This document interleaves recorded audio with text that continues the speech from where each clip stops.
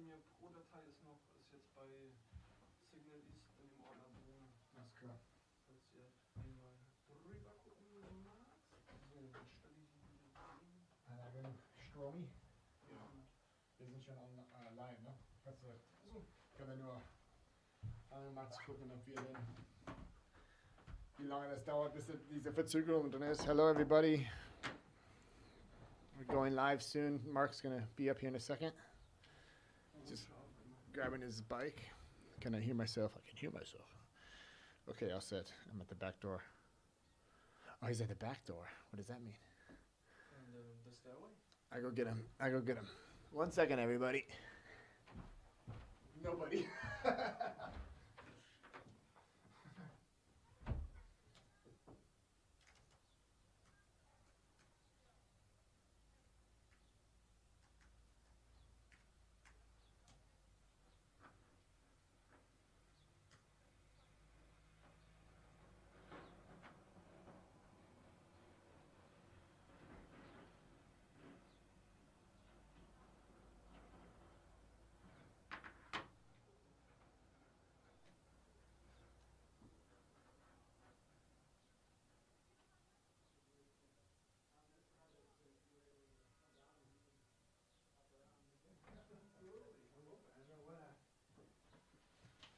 We can go. You covered so much ground in the last one. Great work, by the way. It was fun. My wife was holy. She never knew a lot of stuff about me. We're already live. Serious? All right. Yeah, but it's just, we're gonna just take it Okay. just easy, you know, No. Sorry to cut in there. No. It's live because we wanted to kind of see how long it takes for it to catch up. Oh, smart. I wanted to. So actually, I'm on your YouTube, huh? But the link is no problem because the link is on Facebook, huh? I put the link on. It's okay, whatever, man.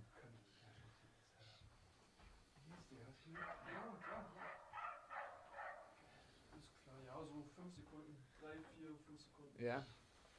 So this is like the live YouTube thing. Cool. So it's like a couple. Yeah, see, it's a little bit delayed, but Not too bad. it's not too bad. Oh, there we go. Yeah. So I'll just turn the volume down because otherwise. Feedback. Yeah. And then we can, like, I don't have the TV on today, so we can just, if we want to Google something or whatever. But we still need the microphone. This is it. What's up? Kamera muss ja. What's that? Kamera muss ja. Also muss man für Marc besser werden. Welche war das? That's, you can actually zoom it out a little bit. I can't see it now. That's cool, huh? It doesn't matter if the other camera's in there. That's fine. Yeah. Looks good. Cool. Yeah. Oh, yeah. So the first thing I wanted to ask you is if we want to make this a show, if you want to do this like once a week or something. Yeah. If you want, yeah. If we have to think about names. What do you want to call it? Oh, geez. Oh, I don't know. yeah. I have like way too many ideas. That's my problem. That's good. Yeah, but the thing is, like, I write them all down sometimes, and I'm just like, what is that? Like what we just did yesterday. Eric and I were just thinking about like the website for Signal East, you know, for the company that's behind all this, whatever. My company now, it's him, and Okay. and it's like we just Cool. like just websites and stuff. But I was like writing it all down, and I'm like, then there's that, and then there's that. Oh, yeah. Now it's a podcast network, and the podcast network has multiple shows, and it's like, yeah, well, I don't know. There's no like, you just have to try stuff out, you know. And I saw like a lot of the stuff that I think is like cool in my mind might not be so cool in real life, so I don't know. But I think the interesting thing between you and me is that we're both have the same situation. Absolutely. Right? And so, and we're speaking English, so we're doing the English market. We're not going to do the German thing. We could break into that once in a while. Like, I don't know. That's yeah. the hard part about this whole thing for me. Because, like, when I do something in German, it's got to be full on. Like, you can't, like, when you do a YouTube channel, you can't be like, this is a bilingual YouTube channel. Or could you? But then, like the podcast itself, then like the people that want to listen to it are like, wait a minute, I don't understand that language if I'm just the English speaking person, and then he goes back and forth. So it's only then for bilingual people, which is really Another subset. yeah. I don't know. Like I mean the people in Germany that are like us, there's a lot of those too. Like what if we just went for those people? But like this is the show for people that like us in Germany, that if women and families and expatriates, like in general, because there's probably so many people that you could that we could even reach out to, or even do like fun games with, or like try and connect. And like this website, The Local, I was talking about yesterday. Right. Yep. Have you been on there? I've just read. I think they have a paper or something like that too, like a Zeitung or something. And is it out of Sweden? The Local? No. They have. Actually, I said something like it was wrong yesterday. I said something like it's just in German, but it's here. It's oh man, I don't have glasses on. I gotta get mine. I forgot mine too. Europe, Austria, Denmark, France, Germany, Italy, Norway, Spain, Sweden, and Switzerland. So they're out there. Yeah. I saved the day, right? But yeah, I think one. These are the old ones I had on. Oh my god. So where in Germany do all the Americans live? See, that's like a cool. Tough one. Want to know the cities in Germany where it's easiest to find a craft brewed beer, drink iced coffee, and speak English. Drink iced coffee. Key facts. You got to know. Probably the ones most influenced by the large American populations. We look at Germany. So this article is updated on July 4th, 2019. So there's 120,000 Americans living in Germany right now. Fantastic. That's good. So we need 120,000 people watching this show. And then I'd be happy. Need some clickbait there. Yeah, that's exactly it. So let's do some clickbait. All right. Corona virus testing. So we just did the anti-Kerper antibody test. I feel good. It's weird, huh? It was It's cool. like a false sense of security, or? It seemed too easy. I thought it'd be rigorous. Battery of chemicals and. What's this one where they stick up your nose? That's the crazy. I haven't done that one yet. No, really? I think that's the one when. That's the one that. What's that? What's that called? Do you know that one? Isn't that a flu medication? No. Coronos? No, that's sorry. Test. What is it called? I just Google like the worst Google. Coronaza. Why is testing so up your nose? Unpleasant nasal swab test. Unpleasant. Yeah, because I guess they have to do it. They get it like to say that say that because like Franzi and Stephanie. Franzi did Eric and I, and Stephanie, that's my sister-in-law, right? Yep.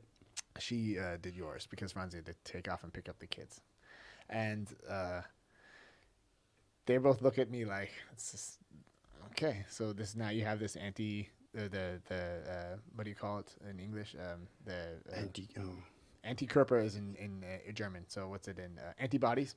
So if the antibodies you have the test for the antibodies. So if you have the antibodies in your system, then you've gotten sick, and you're past like after 2 weeks of being sick, your body's fought it off and said, "Cool, I'm still living. I'm able to. I've built up like these antibodies in my body to fight the virus." And so that's the only thing that this test is testing for, is if you've done that, if you've gone through that. But what does that mean for us? Like, so since we all don't have it, since we all don't have the antibodies, technically we could all be in the incubation period still. Oh. And we could be passing it on to each other. I didn't think of that. Yeah. So it's like, cool. Like we have the antibody test, but since I don't want to get sick, but if you could say that like we all have the antibodies, then we're safe somehow. I felt safe. I felt good. You feel it's like a false sense of security somehow. I don't know. I don't really. But this test, this nasal swab test thing, is nasal swab test is they say that we are in this incubation period. Okay. And they think like we were, like they said, this person that you knew was sick, and we know that, so we're gonna have to do this test on you to like make sure. And so they have to go. It's really uncomfortable. They have to go like way back in there into the brain, and then they can tell you, like they can get a swab, and then from this swab they'll be able to see if you're infected with the virus or not. So, good Lord, that doesn't feel good. No, I don't know. I thought honestly, you guys were tested and you're all happy, and then I was going to be the one. She says, "I'm sorry, man. you're in the phase. You're red hot, and you have to leave." And everyone's like, body snatchers, like, ah. Yeah, that's kind of what it no, turns out to. Like that's something what like the feeling that's the weird feeling about it. Like, or do you wear a mask when you go shopping? No, it's Do you wear gloves or anything? no. Nah. I'm probably suicidal in that way, but It's weird though because nobody does here. yeah. And we could talk about that. Like, this place is very laissez-faire in this small area of Germany. Not many people around. Yeah. And like a crackdown on restaurants. How many restaurants do we have? Like, realistically, would you go to 2 or 3? Yeah. So a lifestyle change for me. Now, we don't usually go out, so I thought this is not a big problem for us. But I can imagine if you lived in Berlin, this would be like crushing the kids. Like, oh, we can't go to the playground, and Playgrounds. my God, and it's like. But here, it's kind of situation normal. It is. It's weird. I don't know. For you guys, the same. I mean, you're. Well, it's weird because Franzi's in the pharmacy, so she's like constantly in contact with like people every day, and we have like plexiglass there now. You saw that, and we have it all. You saw how it was like all striped off. It looks amazing. Yeah, it's good. You have to like. It's well done. Yeah, you got to make sure, but people don't listen. People don't like when we were just walking in on the way down there. Right now, Eric and I had to get our test before you got there. We have the back entrance now, like from this inside area. It's just for families and kids. Okay. And it's like a special. Smart. And this woman like read all the we watched her because we were walking down the stairs behind her. She read all the signs. She has no kids with her. And she like kind of looked around and we were from behind. And she just opened the door and went in. And my wife goes in there. She's like, "Excuse me, it's for children and families. It's for your protection, like all this stuff." And it's kind of like, I don't know. It's hard because the thing is like nobody really knows, Yeah. I don't know, like nobody, and so it just kind of defaults to like whatever, and we're all hypocrites in our own way. Like I'm kind of a hypocrite about it too because it's like I wear my mask and gloves when I go shopping. Okay. And people look at me like I'm an alien. Like I bet. I get shamed. I get mask shamed. Gotcha. And they think that like I'm just scaring everybody. So like when there's kids out shopping, which they shouldn't be out shopping. Honestly, with, yeah, if you can help it. German rules. If you can't help it, Yeah. it's understandable. But if you can help it, then and so the kids look at you like, and they look at the parents like, "What's up with this dude?" Wow. Yeah. And I like I had this 3M mask on. That was terrible because it was like hardcore, and then you have. It's got the side ventilators and the. No, storm- not that one, but it has one in the front, but it's so tight and so on there. So like when you breathe, it just like the hot air goes right over, and then you're wearing glasses.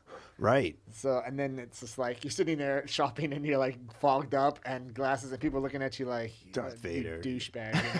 Yeah, they really. And then like I always have to buy a lot because of the kids and everything. Oh, yeah. So I buy usually like a full-on basket. Buckets and of they think milk I'm like hoarding. Yeah. I'm like, no, this is what I always buy. Sir. No, but Sir. yeah. And I bought 2. I found toilet paper today. Yep. Oh God, I don't know. I worried about that too. That's that. There were just signs like only buy what you need. Don't go crazy. Yeah, that toilet paper thing's weird, huh? Even before this, we'll buy like 2 big things of milk, 24 these Tetra packs, or a liter a piece. You go through 2 making coffee. Yeah. And apple juice, boom, case of OJ, case of this. And if it's on sale, 2 cases. You would do that anyway, right? You did that before Corona. Yeah. Yeah. And they must think I'm from Poland, because of my accent. Yeah. And here I am going across the border to get German groceries. I don't know what they think. That's true. That's funny. But that was before. Now it's like, oh, he's crazy, man. He's, stocking up his bunker. Yeah. Or, there's no toilet paper, but still. Yeah. No, today at the first time, it was the first time in 6 weeks that I've actually seen toilet paper at I just go to Edeka. That's where I go shopping. But Franzi, she goes sometimes to Lidl. Yep, that's what I was talking about. Yeah. And do they have toilet paper now? I haven't looked. I stocked up months ago. Yeah, they do. Well, we have 4 girls in the house, so you've had it. You've had it before Corona. Yeah. I kind of like doing that in general. Like I love just like shopping and getting everything for a month, especially like those things that don't go bad. Yeah. Just because it's like when I buy soap for the store, from the store. When I buy soap for washing like dishes and stuff, Yep. I'll just grab like the whole box of like 12 of them. Yeah. And then just buy them it's kind of for I can even use them for the pharmacy. In the pharmacy, we need a whole bunch too. So it's Sure. just like, it's almost like going to Costco, but we don't have Costco. So I was going to ask you because I don't know if it's hoarding, this mentality, just like grabbing everything you can, or maybe this background of American capitalism like at play, or that thing where we don't have these super size for family house of 6 or in your case 5. you don't really have that, huh? No, you Yeah. have to buy a pack of bologna here is like 6 slices. You're like, dude, I need 8 packs of I bologna. make one of these a day For for a me. week, yeah. yeah. Yeah, it's true. I don't And then know. at Costco, you could buy these there's I don't know, 45 pieces of bologna in one package, and it's just normal, right? Yeah. Yeah. And it was a decent price. I don't know about the quality, but Yeah. like that was one of the big problems I had coming here, just the use of plastic. We're recycling everything, and I thought, wow, this is You crazy. see how much do you throw, how much plastic containers? Yeah. How like the yellow bags, when you guys do yellow bags, do you feel like the worst offender? I out of try. yeah. I try, but we used to like 4 bags. Yeah. 4 bags for 6 people. And And they- every 2 weeks. Every 2 weeks. I think it's a lot. It's just like bologna wrappers and, we just had Easter, so all the aluminum foil from the rabbits. Yeah. I don't know, but where is that? Is that because I'm the same way? Is that being a good dad, buying 6-pack of hand soap? Everything I do is being a good dad. I You think. are a good dad. You pat are yourself too. on the back. I wish I could pat you on the back, but that's social distance. Yeah. Okay. Yeah, it's kind of. But yeah, you owe it to yourself. No, that's weird though. I think you're right. I think that I don't know if it's an American thing or if it's just. Are we the only guys doing that? Well, now it definitely feels more amplified. Like I feel watched. I always felt watched with my accent in general, right? You should. No, Yeah. I I do should. too. Yeah, I know what you mean. It's a little like you said, where you know this whole Poland thing that was way before Corona. true. That you you go somewhere and you speak German I try. with or maybe a little bit of English comes out, but normally like here, since we're so close to the Polish border, locals will look at you like they look at you and then they probably just assume that you're from Poland. And I've had that too before. Yeah, I'm wearing a baseball hat, that's which is yeah, weirdo. Yeah. What's that guy doing? yeah. He's not wearing one of these Greek fisherman hats or Yeah. like the oldsters wear around here. That's true. The only generation that like our generation of hats, that's weird. But like this like Eric and stuff wearing baseball hats is. No. Do you guys wear caps? Not really. But yeah, with 14, 15, 16. So at the age of 19, not anymore. No. It's Yeah, not cool anymore. I got a time period where I wore Fisher bucket hats. Yeah. Bucket hats are they called? Just also looked as stupid as everybody else. Hats are pretty stupid, I guess. I love wearing. I don't know why I do. It's just to hide my hide lack of hair, but I love wearing a hat. I love wearing a hat, and then you got the perfect glasses, and now the style of the hat's a little bit flat. At first, I kind of fought against that. I didn't did like too. that. Looks but good. now I like it because the glasses definitely fit under that. true. Because the ones that here when you have your glasses on, then it puts your hat up. Yeah, like good that. So point. I didn't that's- think of that. That's but I don't do the whole. I don't know. Some people do the whole like where it kind of comes up like that. That's a little LA. Yeah. LA or do you have the in like the Midwest? my Marc, it's so weird. I kind of stutter at this. I don't know why. I just say my dad. I got. Oh, you just brought my him up dad. last time. Yeah. That he always had his hat like he propped it up like above, so it's like always here, and so the hair kind of is in front, and it just kind of props up like that. Oh, yeah. Mhm. It's kind of like a Okie. He's Oklahoma Okie style. Okay. And I used to wear my hat like that, and I met someone in Vegas when I was working with a satellite company. Like we're just doing satellite installs, And then he had his hat, and he looked at me. He's like, "Oh yeah, okay. So you must be from?" I'm like, "I'm from kidding. California," And just that alone was like a thing for him. Whoa. And he had like that cool accent, like the. It's kind of like I can't even do it anymore. Like pack the car, kind of like pack the car, and then I don't know how to do it. Wow, that's like New England too. That's kind of more. That's more. I think that's more interesting. East. Like yeah, it's more East Coast, huh? Like this. Yeah, that's pretty Pack-a-cat. common. But I've never been out to Oklahoma or Okie way, so I don't know what. Yeah, Okie's not like that. He was more like, where was he from? Was it more? He had like this type of like, I can't do it anymore. He had like this type of, don't you know? Oh, Don't yeah. you know? What's accent is that? Don't you know? Gee golly, don't you know? What accent is that? Oh, They that's used to be almost like- Canadian almost. Yeah, I that's don't true. know. That's almost like Canadian. That's why, because it was like maybe from more like North Dakota area. Oh, right, yeah. And so you're closer to the. That's cool. I think it is. Huh. Yeah, it was kind of weird, but he had it. It was cool when he did it because it was different in Vegas, and he would always pick up chicks with that. Oh, yeah, It the was just exotic. because it was like a little. It was little. It was like he's like, oh, you know. Yep. And they're like, oh, he's cute. He says, you know. All right, You tell know, in the car. Oh. accents still do it. Yeah, that's true. Jeez. Did you ever have an accent? I tried not to. My parents did, and my relatives. Instead of Mark, it was like Mackie. Where's Mackie? Come and open up your Christmas present, Mackie. Give me Grammy a kiss. I'm like, ugh, it's not Mackie. Mackie. It's Mackie. Come here, Mackie. It's Mark. You look so hell. Have you been eating enough Mackie? It was yeah, exactly. Yeah. Funny. You hear JFK did his big speeches in Berlin. That's right. And he had that ripping New England accent that he came from Cape Cod. So what's it called? Ripping? it was just like really obnoxious. Oh, And okay. he'd be, Yeah.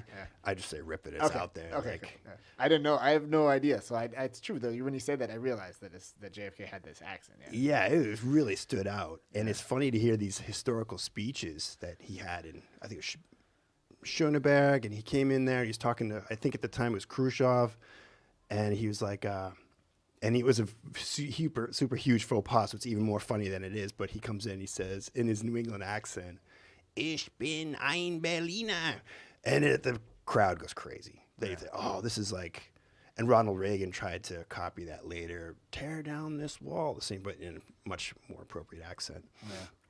It sounds awesome. I was like, wow, this guy from Cape Cod is telling the world he's a Berliner. I thought that was cool. But I didn't realize until later, and this is way off our Corona subject. But, Oh, yeah, it's good. I don't want to talk about it and anyway. as I was learning German, the difference between ein Berliner and you just say, if you're from Berlin, you're a Berliner. You say, ich bin Berliner. If Nicht you're- ein. Yeah. Nicht ein Berliner. If you're a Yeah. ein Berliner, you're one of these jelly-filled donuts. Oh, yeah. So That's what that is, right? So like when you say the word the, like I'm the jelly donut, or I'm a Berliner. I'm the donut called the Berliner. Yeah. It's because I am the donut, and Yeah. Yeah. how did we blow that? The CIA must have like, okay, here's what you have to say. This is gonna rock the house. He's Yeah. like, I like it. Sounds good. Yeah. Ich bin ein Berliner. He goes in there, rips it up, and they're like, this guy called himself a donut. So if he had just been like Ich bin Berliner, That's it. then it's cool. But just the fact that he put ein in front of it turned him into a jelly donut. Yes. I don't know. That's like the same thing with the foot. Like there's one small step for man, one giant leap for mankind. Yeah. That's like wait, no.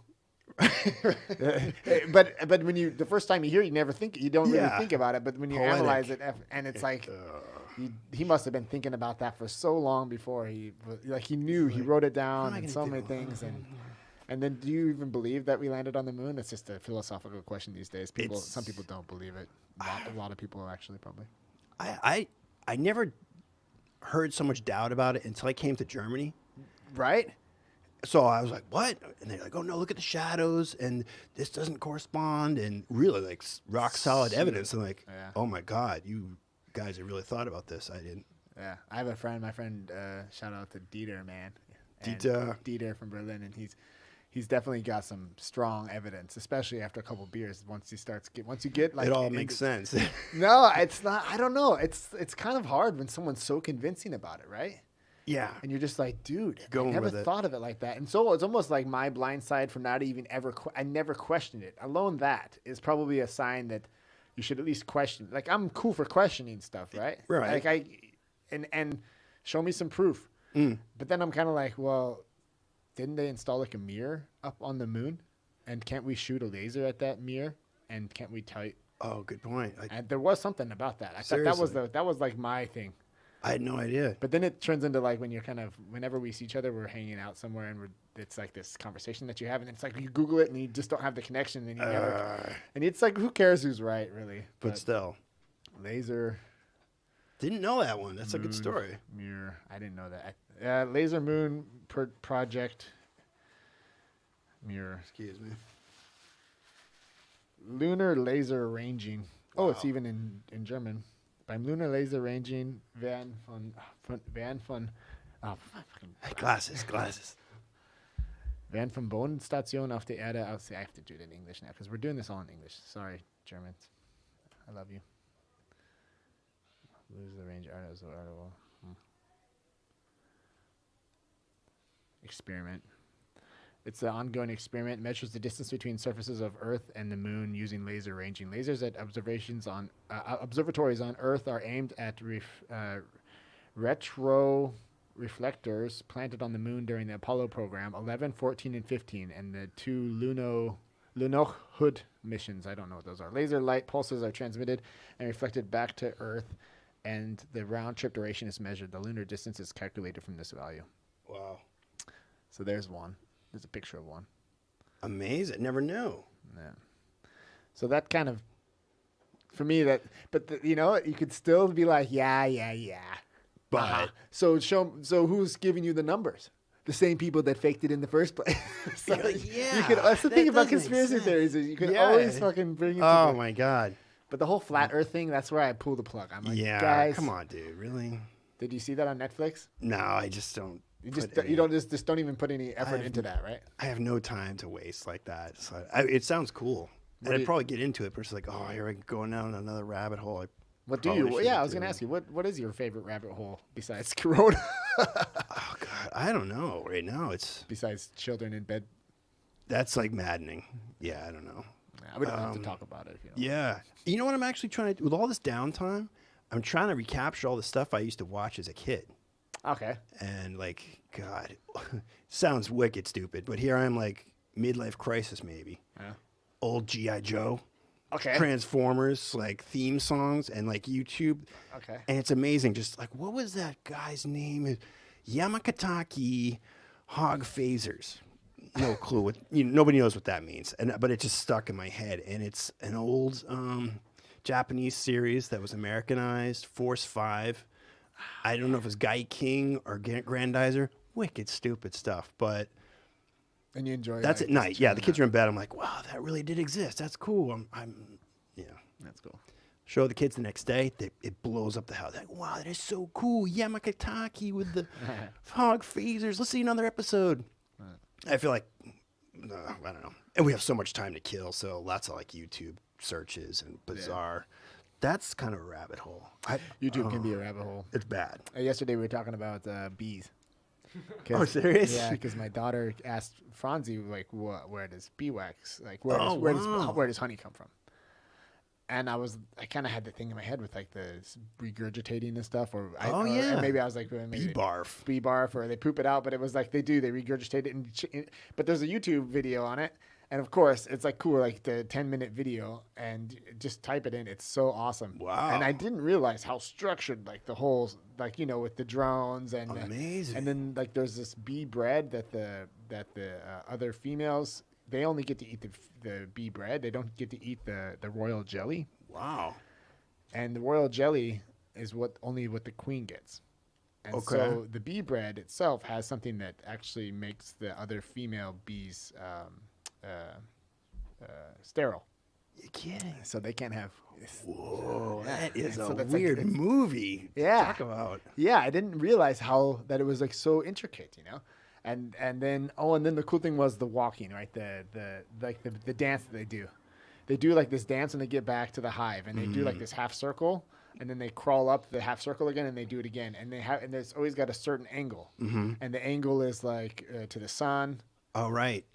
or like based on the sun to like the direction of where the pollen is that they need and if it's like a really excited dance, then that's like a really good source. Wow. And if it's kind of a slow dance, they're like, okay, this is that's how they communicate to the other bees like where to fly out to Amazing. next time. How cool. Yeah, and I was like, really that's like genetically programmed in the That sounds. I always go into the Matrix and stuff, but it's Oh, that's even better than Yamakataki and the hog phasers, man. I've got to get the kids Yamakataki onto the something hog real, phasers. like some Japanese animation. I love Japanese stuff though. Yeah, it's really. They have a lot bizarre. on Netflix too. Like Tristan has found so much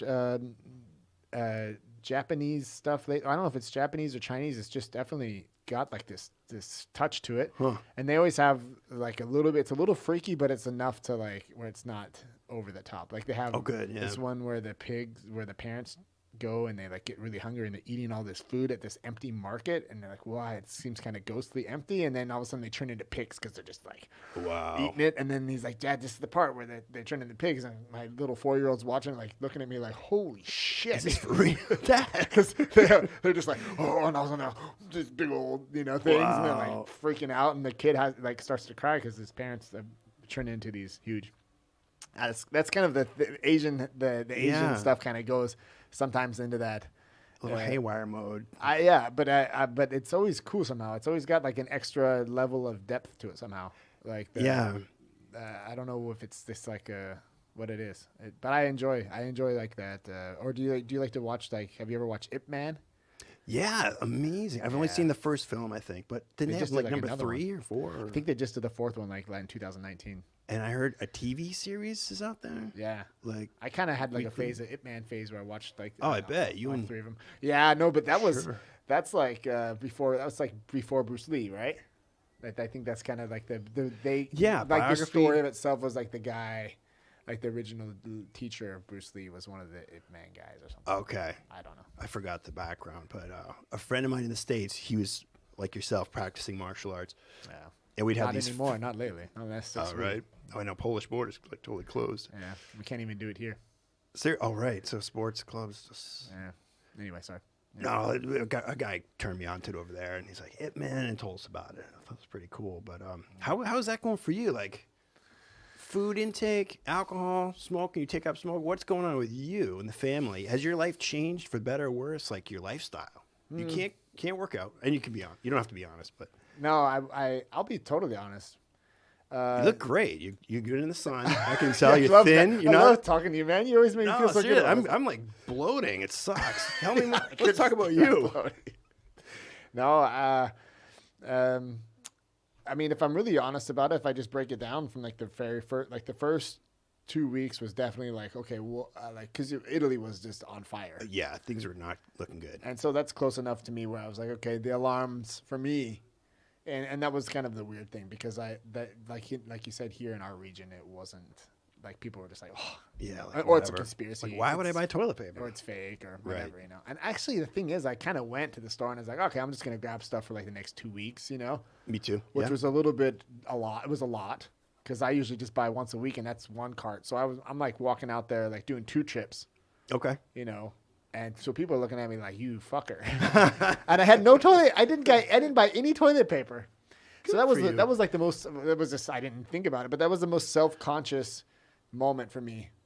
Cause I was like, I felt like weird, and am I doing the right thing? Am I overreacting? I don't know, and I didn't want to be hoarding or anything like that. And I understand that like it is hoarding. It is in a way. And it shows like the truth of it is like, if you're really self-reflective about it, this fear or this feeling of like say that it turns into something like Italy where people are just falling down like by the thousands, like you just get into that. For me, it was like I just kind of got into a protective modus, and I wanted to make sure that in the pharmacy, like we had plexiglass, so we kind of did that. But like the rhythm itself of being home with the kids, because that's my part in the family, since Franzi has to be in the pharmacy, and we had to switch around. We have a Polish employee. Okay. And so when they closed the borders, all right, then we had to decide, like, is she going to stay in Poland and not come to the pharmacy? So Franzi will have to pick up her shifts because she's a pharmacist. So, like, we always have to have a pharmacist on call. And so that really basically puts Franzi, like, full in focus, and so it's a personal decision for her and stuff. And so that was like kind of that. It worked out pretty good. She's actually staying in a house here. She decided to stay in Germany. You're kidding. So they closed the borders to Poland, and she stays here in Germany, which is really helpful for us. Yeah, serious. Good. But like with the kids and stuff, I think for me, I just feel super lucky that all we have to do is fucking watch TV and sit home. Stay inside. Stay inside. Like, don't go out. Don't go shopping. Don't go to work. Yeah. Okay. Yeah. Like, how is that for you guys? Same. Yeah. Family life's been great. Yeah. No stress at work. I come home I don't even go out. I go outside and play with the kids. And yeah. We're going to put another swing set together. We closed our garden down at this. We had a little garden plot. We took the swing set there, integrated it with our first one because it's super, You know, super even soon I, fit. yeah. So now it's like, oh, I got to go back to work in a couple of weeks, and we're like, So do you have the date when you're coming back already? well, it's It's kind of Germany's just kind of starting to roll that out, huh? yeah. They say kids have got to go back to school for the most part, and it may change because I went to school today to talk to people, and we were testing out this online testing program for kids and submit homework online. It's the new thing for this area, at least. Yeah, that's cool. Actually, that's kind of a cool side effect. Okay. Yeah, you're right. We're anything but better than what we have now, which is nothing. Okay. It's really low tech. It's scary. Yeah. And they're thinking that the plan may change next week, but they're thinking like all kids from grades 5 to 9 will be there on May 4th, Monday, and the 10th graders and up go back for test preparation on next Monday, the 27th of April. Okay, so they'll do the They'll roll it 10th out. to 12 or 10th to is it do we have a 13th class still in Germany? I'll have to look at Eric. I'm not sure. No. Gymnasium? 13. Klasse? Ist nicht mehr, ne? It's the newest one. Okay. So like 10 to 12th class grades are going to go back on the 27th. Yeah. And if everything stays how it is today, then it'll go the next wave will be back down down to 5th grade classes. Right. So like my son who's in 1st grade is not going to probably go back at all this year. I don't know. That's what I assume that I think so too. I think that's what it is. Okay. I think that they're gonna say like Wow. for the grades underneath because like for him it's like they're gonna go back for 8 weeks max Yeah. or 7 weeks. Wash And- their hands ritually every day. Yeah, that's also a good side effect. It's like, dude, that we should be washing our hands like every day. Yeah. The schools don't have enough soap. They don't have enough paper towel. It's a mess. They don't even It's a have mess. enough soap and paper towels. Yeah. The big thing they were talking about today is I teach kids at grade 5, and the classes are 30 strong. Yeah. And if you've got that social distancing thing, you cut the class in half. What does the other half do? Do they sit way back? Do they wait at home for a couple weeks and then we rotate classes? Yeah. Logistically, the small building we have just can't do it. It's Yeah. overloaded. That's why they're trying this online thing. Yeah. It is cool, you said, and you're right, because my old school, and that was about 40 minutes away. It was a brand new building, 2 years old, I think. And everyone was wired. Every room was wired, had Wi-Fi. Every teacher had a computer. You could throw YouTube up and do a quick English lesson and just Yeah. do undertitles. It was great. Yeah. And now I go back and we have chalkboards, Yeah. no media, nothing. It's hard to get a working socket that works electricity in the walls. So you got to be careful what you do. Or, if I even bring a slide projector in there, it might be. Anyway, this is a kick in the ass to the school. It's great. We've got now somebody going online. I can submit stuff online. Yeah. The big question is if the kids can work it at home, if they have a computer, Yeah. if they have a that. tablet, something to work on it and submit it back to me. Yeah. Big question. Total difference from the U.S. Yeah. Yeah. Well, and like just watching my son deal with it as a 1st grader, which again, it's not so critical, but it's still like he has homework, and he just is like, oh, come on, Right. Yeah. Life's hard. Yeah, and you're sitting there like, and I'm like, dude, let's do this now. And so the 2 girls, like my little 2-year-old, and she just turned 2, and then Carly's turning. happy birthday. And Carly's turning 4 this week. Oh, cool. And so you got these 2 girls. They're like, mine. No, it's mine. No, that's mine. I don't have to talk to you about that. How girls can be. Yeah. That's mine. And Brutal. and they're both dressed up as Elsa Right. from Frozen, and they're walking through the house and Awesome. doing this whole thing, and they're like, and Tristan's like, well, they don't have to, it's kind of like, yeah. well, I have to literally put them in front of the TV, and they get to watch TV, which is like cool time, and he has to sit there with me and learn, and I'm like, yeah, man. But how do you explain that to like a 1st grader? Like, well, you would be in school Yeah, all day that's anyway, right. and You're he's just lucky. like, yeah, well, I'm not, But I'm the teacher. Yeah. But you're not. yeah. But it could be like it's just a luxury problem. Oh, Like, yeah. it could be way like my thing that like if I don't want a virtue signal, I just feel bad for like the non-developed countries and the poor people, and like not the poor people, but just like the the people that don't have the opportunity to just stay at home and chill out. You know, there's people that don't have that or just can't. They just cannot afford it. Like it being like doing the pharmacy thing. We have to like keep it. We have a social responsibility, and it works. It's a part of the health system. As long as the health system is working, which we hope it is, and we hope, and that's a good thing. That's why this whole distancing thing is kind of there, so we don't go too over the limit. Right. And that's worked really well, especially since we're in such a remote area. That was kind of the first thing for me. Like, well, we got to make sure that the pharmacy stays on its level, right? Mm-hmm. You saw what happened in Italy if it didn't.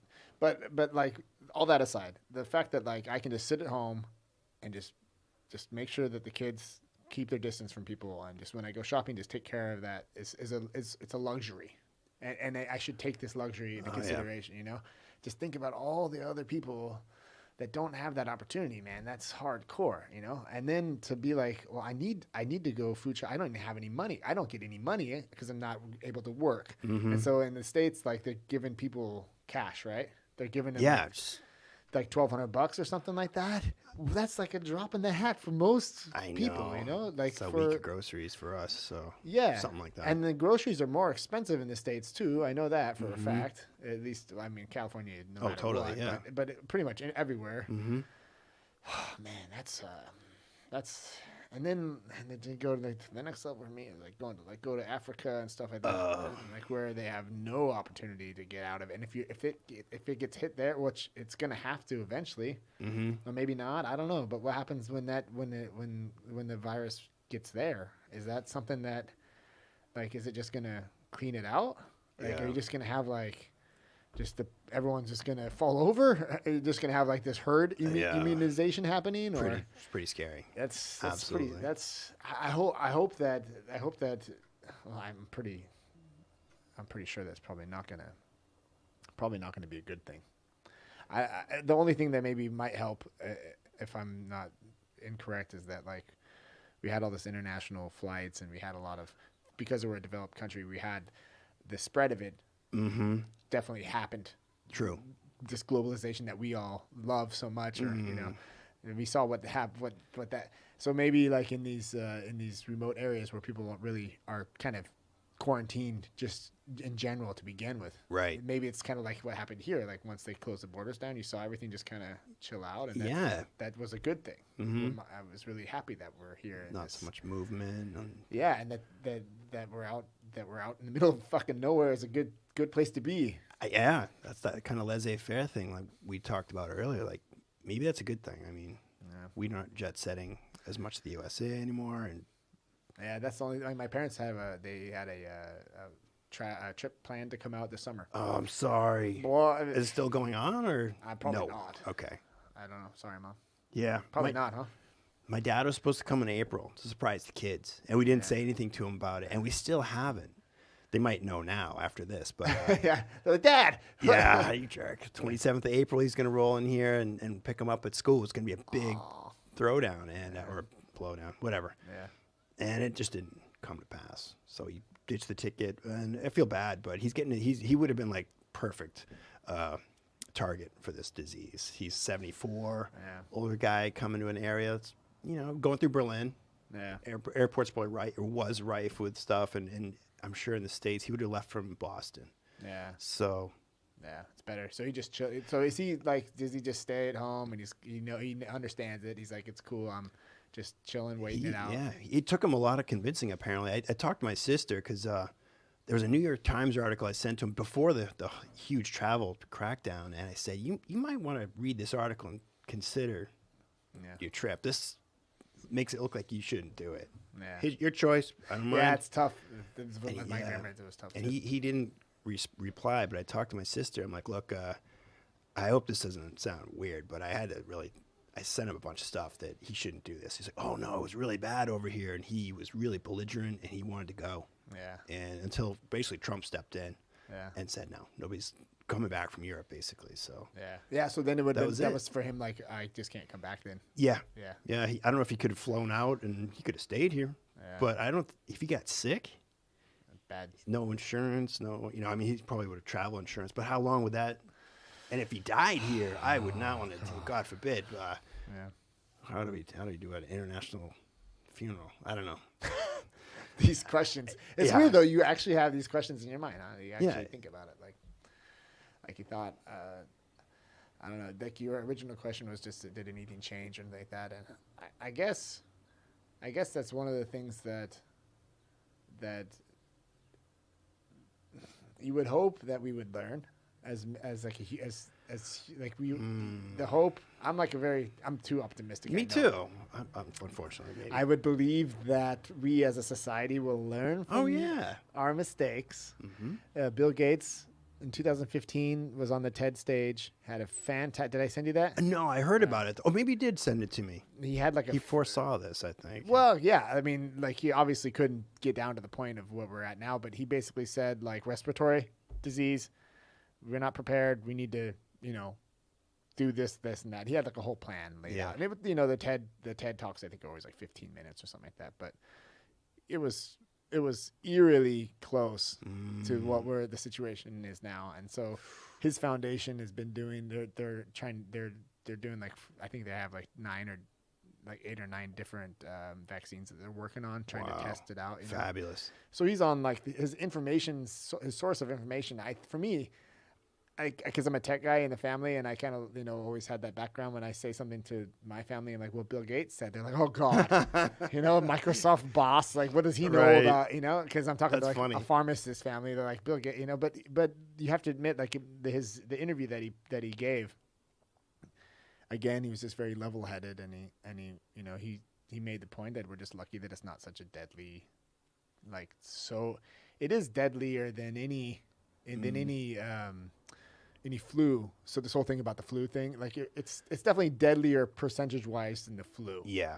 At least what they know. But that's the thing, is like they don't know a lot of stuff, right? Because it's just so everything that he's saying, he was doing a really good job of just saying like, just stay home, just stay home. Like, he's doing video conference. He's like a multi-international conglomerate guy. He said he's at home. He's in his office on a video conference with everybody. Smart guy. Yeah, I thought that guy for me was kind of that, and this NDR guy. This I always forget his name. Did I send that to you too? No, I send you NDR. Yeah. Yeah. Let me look. What does NDR even stand for? Norddeutscher Rundfunk. Oh, there it is. So I was thinking NPR and NDR. Oh, NDR. Serious. Yeah, this Das Coronavirus Update from Christian Drosten. Update is a Das?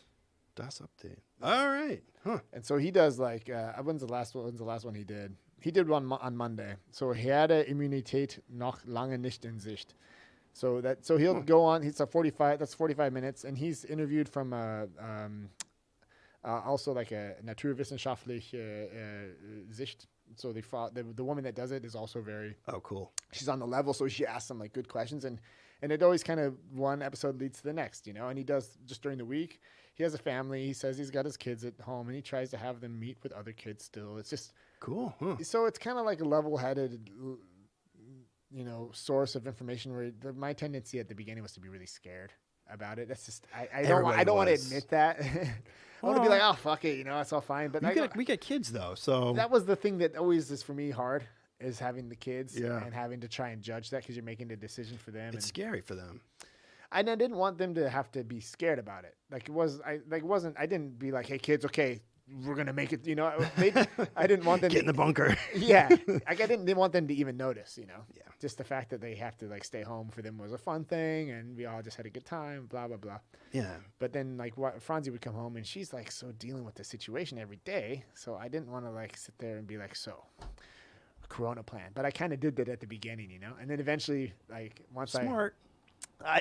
Well, I'm glad that you're on the same level. Yeah. Like some people, see it as like way overbearing, and they see it as an infringement on their rights, right? They're infringement on your right to be a free person. And True. Ride motorcycles and do all that stuff, and I'm down for that too. Like I see that too. I get that point. I don't know. What do you mean? I don't. What do you mean? I don't know. I do know, but I just respect it. Like. Well, I think I was going through the panic phase. I think the first 2 weeks, like you were, Italy was in free fall. It seemed. That's what fucked me up. And was Italy. Yeah. I guess I wasn't following the news much. So I didn't know who was getting hit, if there's a group or if the kids are getting hit or if we're passing on to the elderly or where are these people and where are these cases? And everybody, and I'm working at school, kids are looking at me, I'm looking at the kids, and usually I'd high five all my students, what's up? And So the first we don't do that anymore. That's, you're the...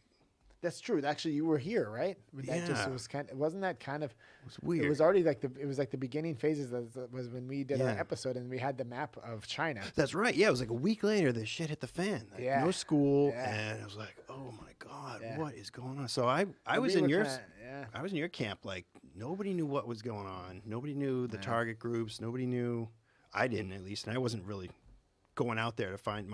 My school day was so crazy at night. I just fall asleep, get up at 4, and start the craziness again. Do you get up at 4 in the morning? Yeah. Yeah, just to get you to learn lesson plan. Well, we have so many kids in the house. I try to do it at night, and they're crawling all over me. And who's this kid? And what are you doing, Daddy? I'm trying to concentrate on grading this essay in German or whatever the story is. Okay. So it's intense. So I need mental time. So get up at 4. That's cool. I was gonna I like that. I was thinking it's about great. it. Do you love it? Yeah. Oh, I do. Yeah, it's like the best time It's of the like your day. time, huh? I love my family, my kids, but it's just No, that doesn't take away from loving your family and kids. it's To give like, you, make my coffee and enjoy sunrise. do you know this Jocko guy? He's such a you probably don't know him. He's a freak. German guy? No, it's an English guy. Oh. It's an American soldier guy. Jocko Villanik. Oh. If you go on his Instagram, look at that. All right. What does he do It's- every morning? He wakes up at 4:20. And he puts a picture of his Oh, wow. of his hand watch. All Like, right. wake up, bitches! I'm up. Interesting. So that's his thing. He gets up at 4:30 every morning, 4:20, right on the dot. Takes a picture of that, Huh. and he's like this prove. whole look at that picture. That's just like an artist. Sure, rendition yeah. of him. That's funny. He's a So hardcore. He's definitely a murderer, but he kills it like in the discipline area, like his audio book Oh, wow. and stuff is just all about this, just being real mentally tough, right? Yeah. And I think part of that, what appeals to me, is this getting up in the morning, because you actually get the instant,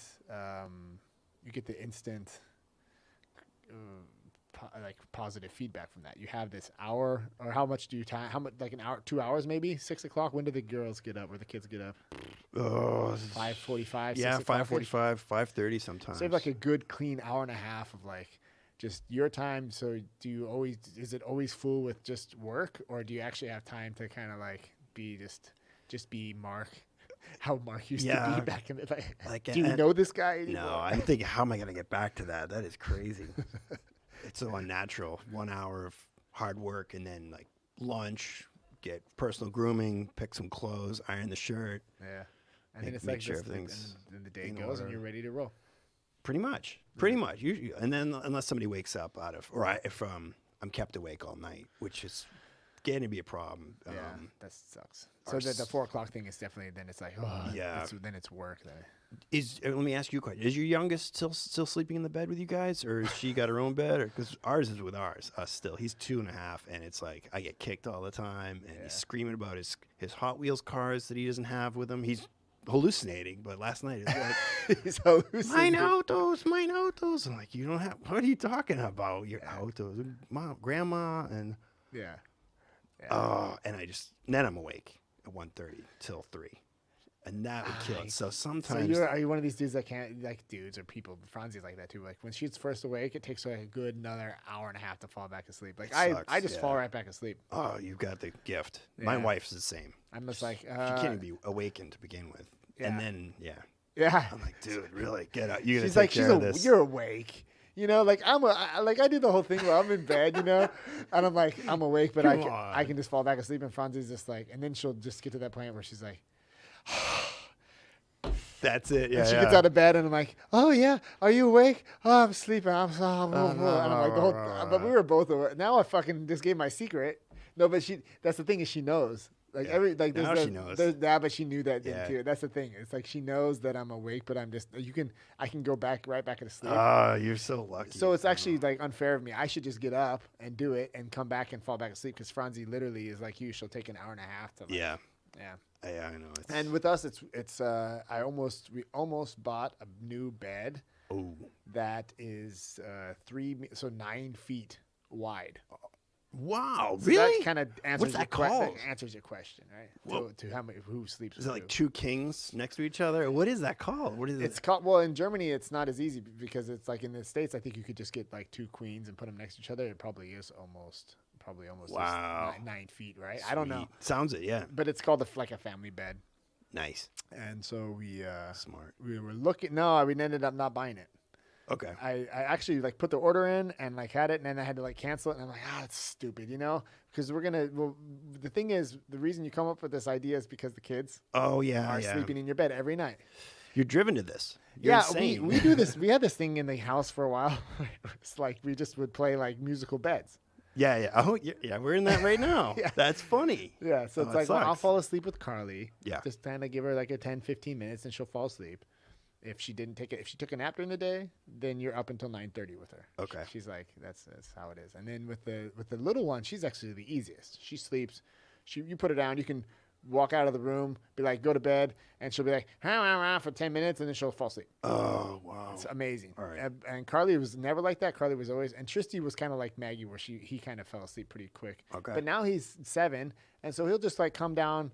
He'll sleep in his bed for like a half hour, and then he'll come down. And so now we have like this little mattress, like a cute. mattress at the edge of the bed, and that's like his. Cause I cannot sleep with fucking kids in my bed, man. I cannot do it. I hate it. Like the reason we have musical beds is I just decided, since this is the whole thing, a kid every night, and I'm like, and I have to sleep alone. I'll get up and help with the moment, but when I go back to sleep, I want my bed, my mattress. I don't want to sleep in the kid bed. It's Yeah. like that thick and made out of foam. Sagging So in the middle. so I just gave every kid has my mattress. I just got my Oh, no mattress. I just way. gave one to every kid. Smart. So whenever they're not sleeping, I go sleep. is on the- great. So I'll sleep in my son's bed. I don't care. I'll sleep wherever. So we literally have music, That's yeah. great. Smart, man. But ever since we got back to the house, I've actually been able to stay in my bed a lot lately because we got like this. It's kind of like an air mattress, but it's Cool. It's almost like a pool, like a air pool, because Yeah. it's got like the walls. Okay. It's kind of like, and it's just for kids. It's not you as an adult. You would be You can't like, fall out of it'd the be like bed. being in a boat. You know? Yeah, I'm thinking, huh? Yeah, but for Tristan, he's just at that height where he fits in there. And Carly, so last night that was it. There was like Carly and Cool. Tristan and Maggie sleeping alone by herself, the 2-year-old, and Carly's sleeping on the other side. My wife's sleeping on this stupid crack that you have because you have 2 mattresses in Germany. Yeah, yeah. So she sleeps in this crack. Yeah, I know. Oh God. I can't handle that one. Yeah. She woke up this morning. She's like, I'm like, what's wrong, honey? She's like, oh yeah, I slept on the crack last night. I don't know. It sucks. What do they call that in German? Is it the Riss? I don't know. The Falt? What is it called? Das ist die Besucherritze. The bazooka. Oh, It's, nice. So the German language yeah, is because so you have awesome. you have the guest crevice or something like that. That is fantastic. Yeah. You put the 2 beds together. Oh, man. Do you guys have the German style, or did you actually get like a big mattress, She got the big mattress. I don't know what size it is, but like the big one? yeah. So you it's don't monster. have 2. Yeah. That's cool. It's not California King because I'm 6'4", and my feet You are a hang big over guy, the edge. yeah. It sucks. I hate it. I just can't, my feet are always hanging over the edge, Yeah.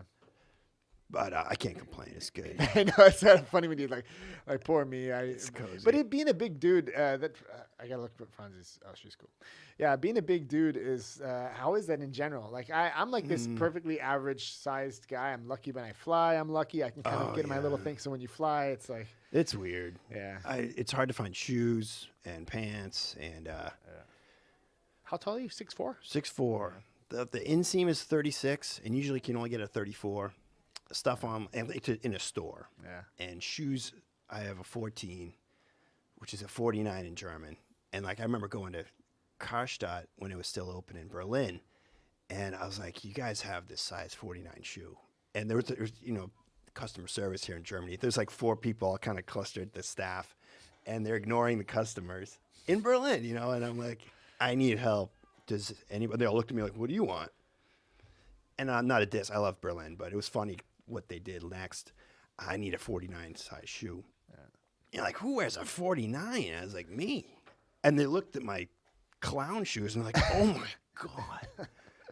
No, we don't. We only got up 46 or something. And it was size 12, like in this USA. So you always have to get stuff online. It always comes in. It doesn't fit. Send it back. No.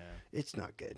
It looks cool for girls. They're like, oh, you're so big. Yeah, the big And guy. tall. And Yeah, tall and strong. and I'm hitting my head on the door stops and stuff. And and you don't want to go to the wedding because then everybody's watching the tall guy who can't dance.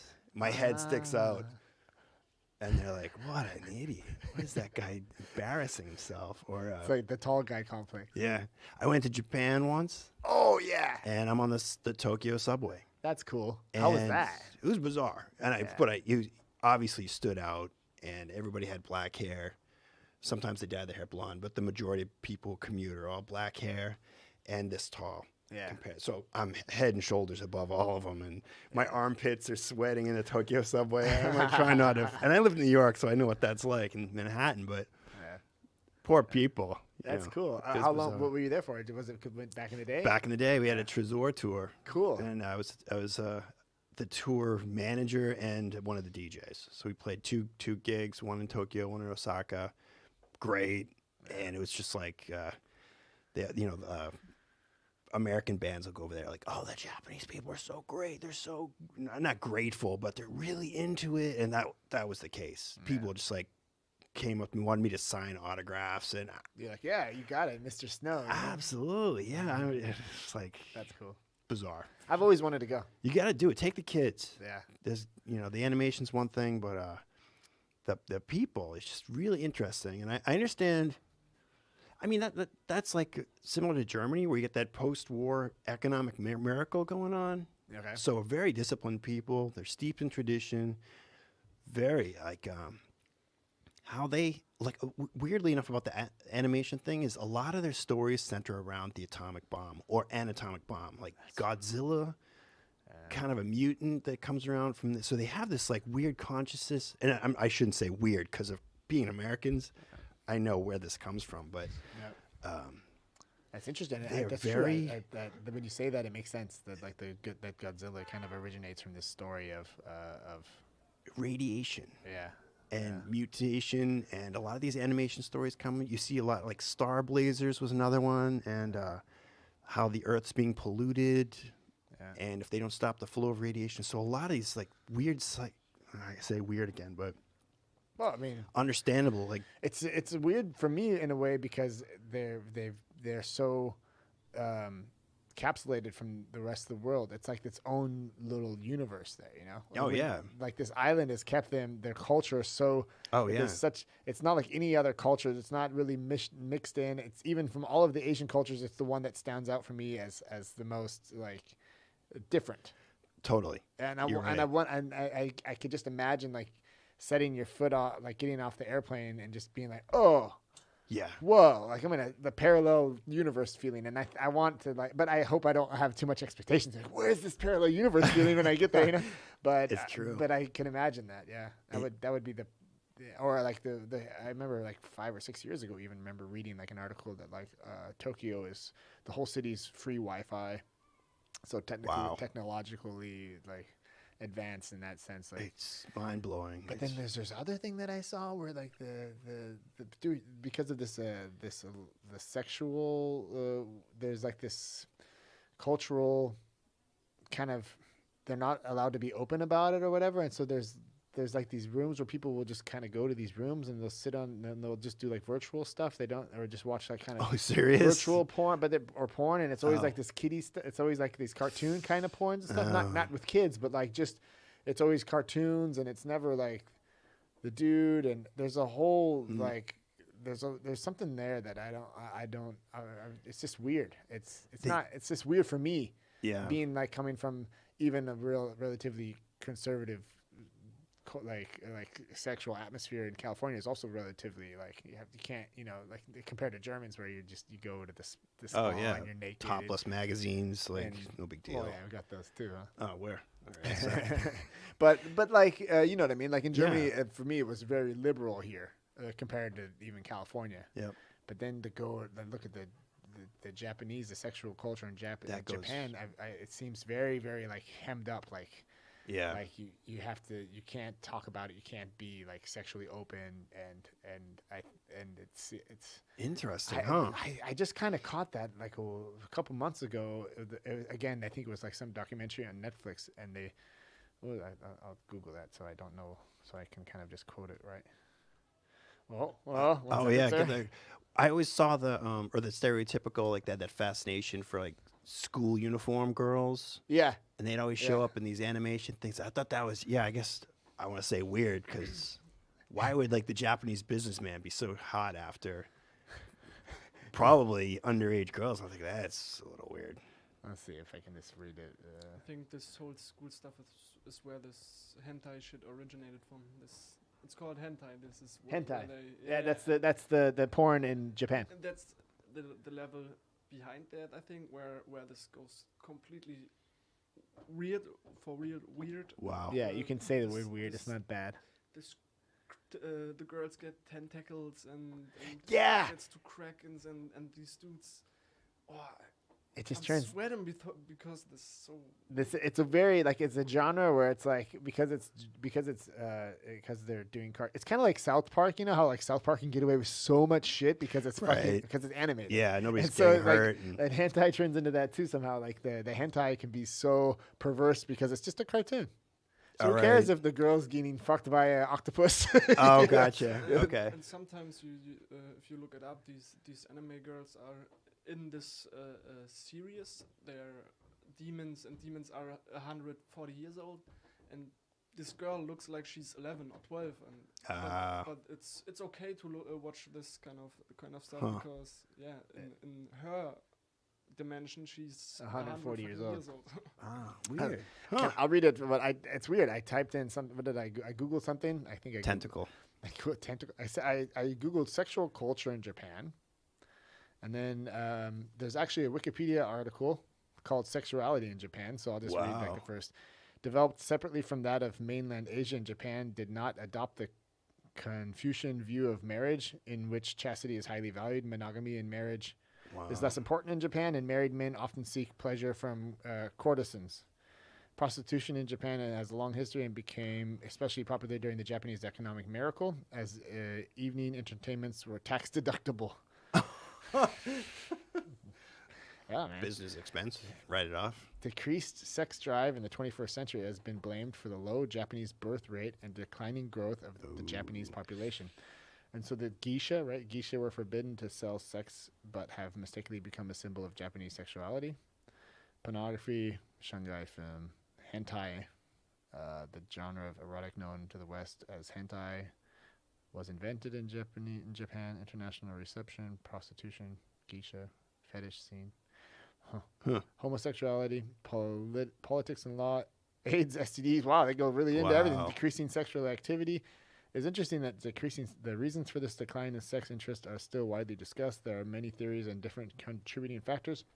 A large part of it may be attributed to the fact that in most respects, men and women live very separate lives socially, and there's little relaxed contact with the opposite sex outside of school ties or friends from the office, and in turn less opportunity to freely mingle without commercial transaction through the sex industry. Whoa. Wow, that's a huge sentence. Yeah, this combined with the young man's growing resilience on pornography can be thought to have a large impact on the real-world sex interest due to this overstimulating effect. Right? In global context, 2005. Hentai. The largest condom found that Japanese had least sex. Japanese had the least sex in the world.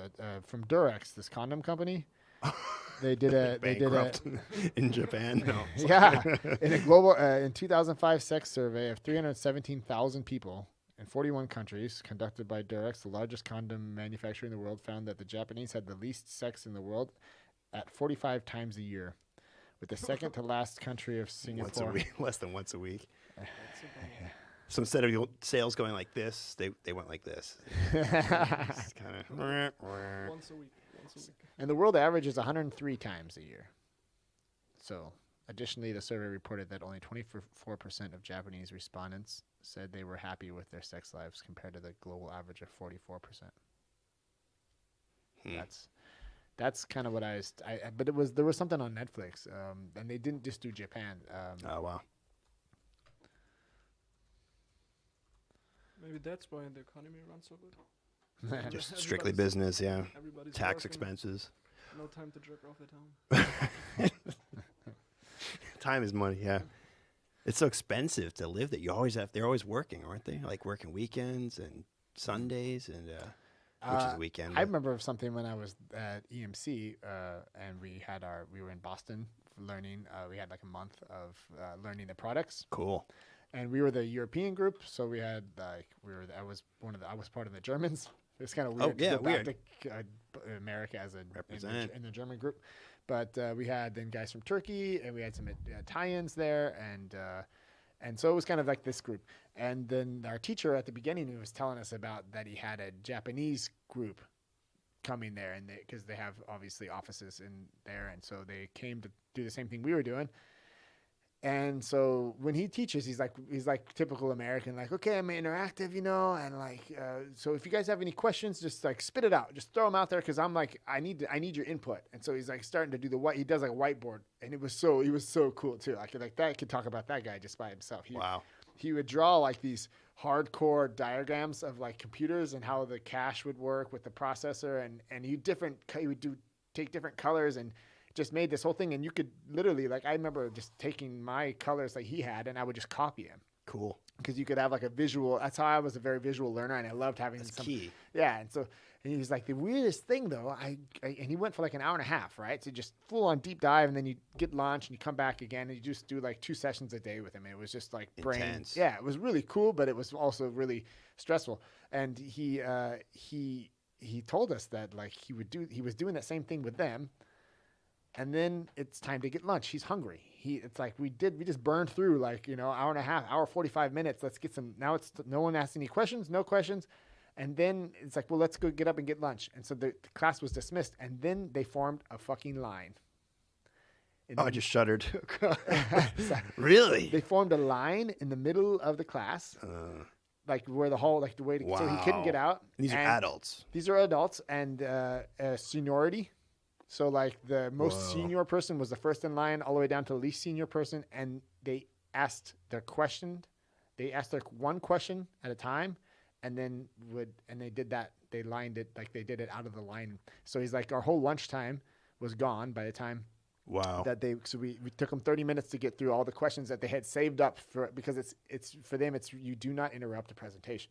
It's just you do not. So it's kind of cool. It's like, true.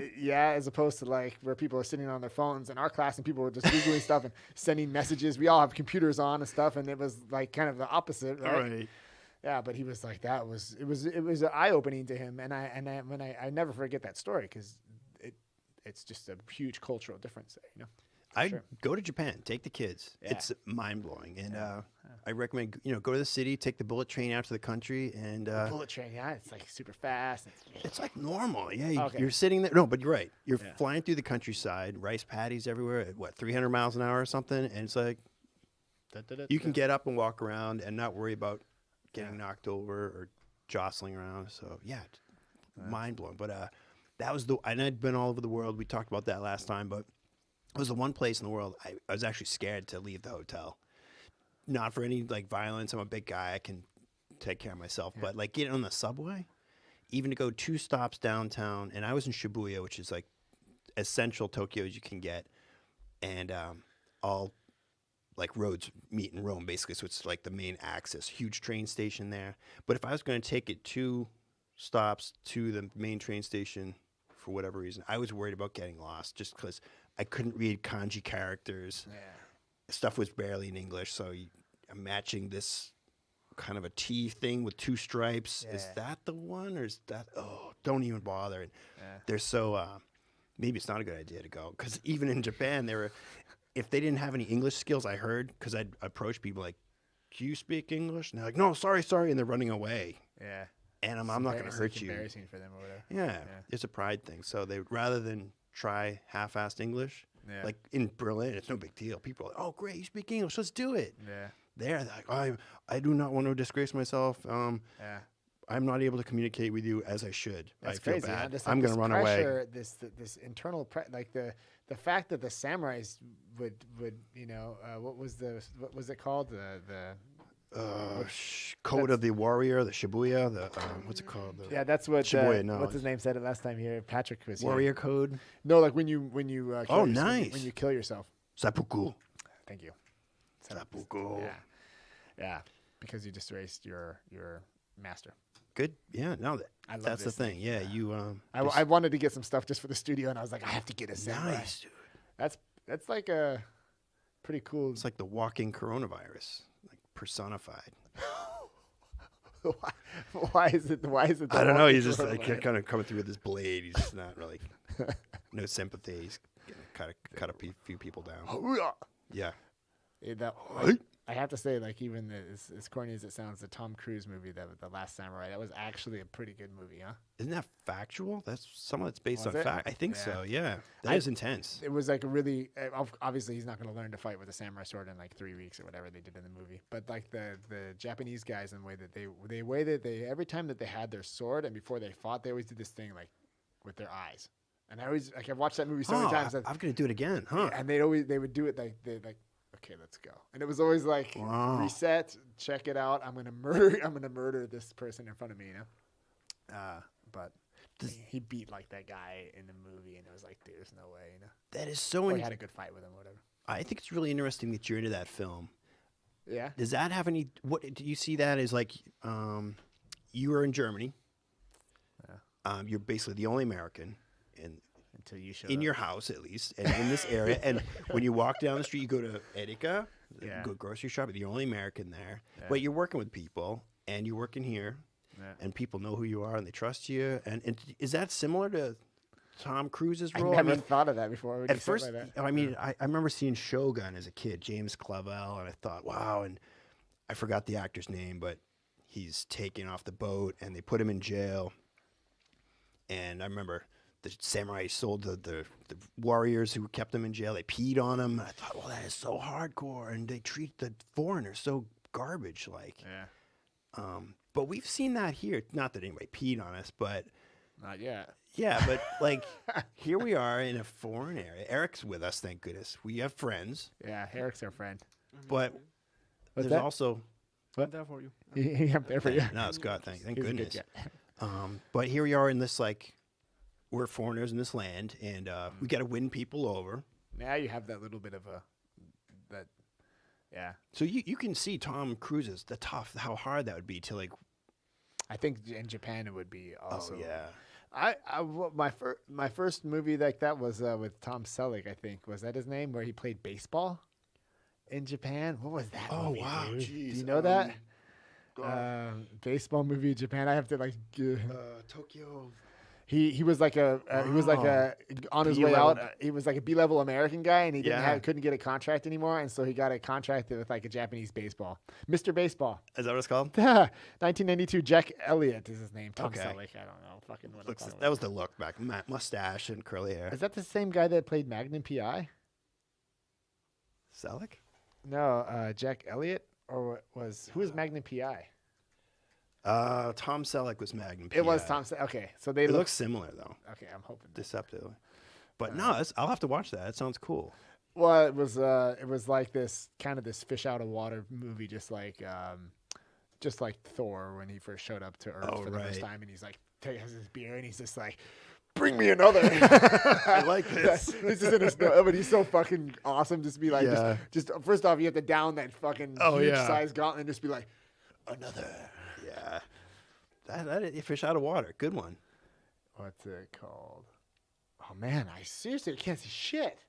Every time I try, I'm like, is this a waste of time to even try without looking? I'm shot. Yeah, my vision died long ago. What's it? Is that Tom Selleck? Why isn't it showing up here? Magnum PI is a U.S. Amerikanische blah blah blah blah. Yeah, blah. that's Magnum PI. It's in German, so I want to see. There's also a new Magnum PI Ah, from 2018. oh my God. Really? Yeah. Is there? Oh. but with Jay Hernandez. Huh.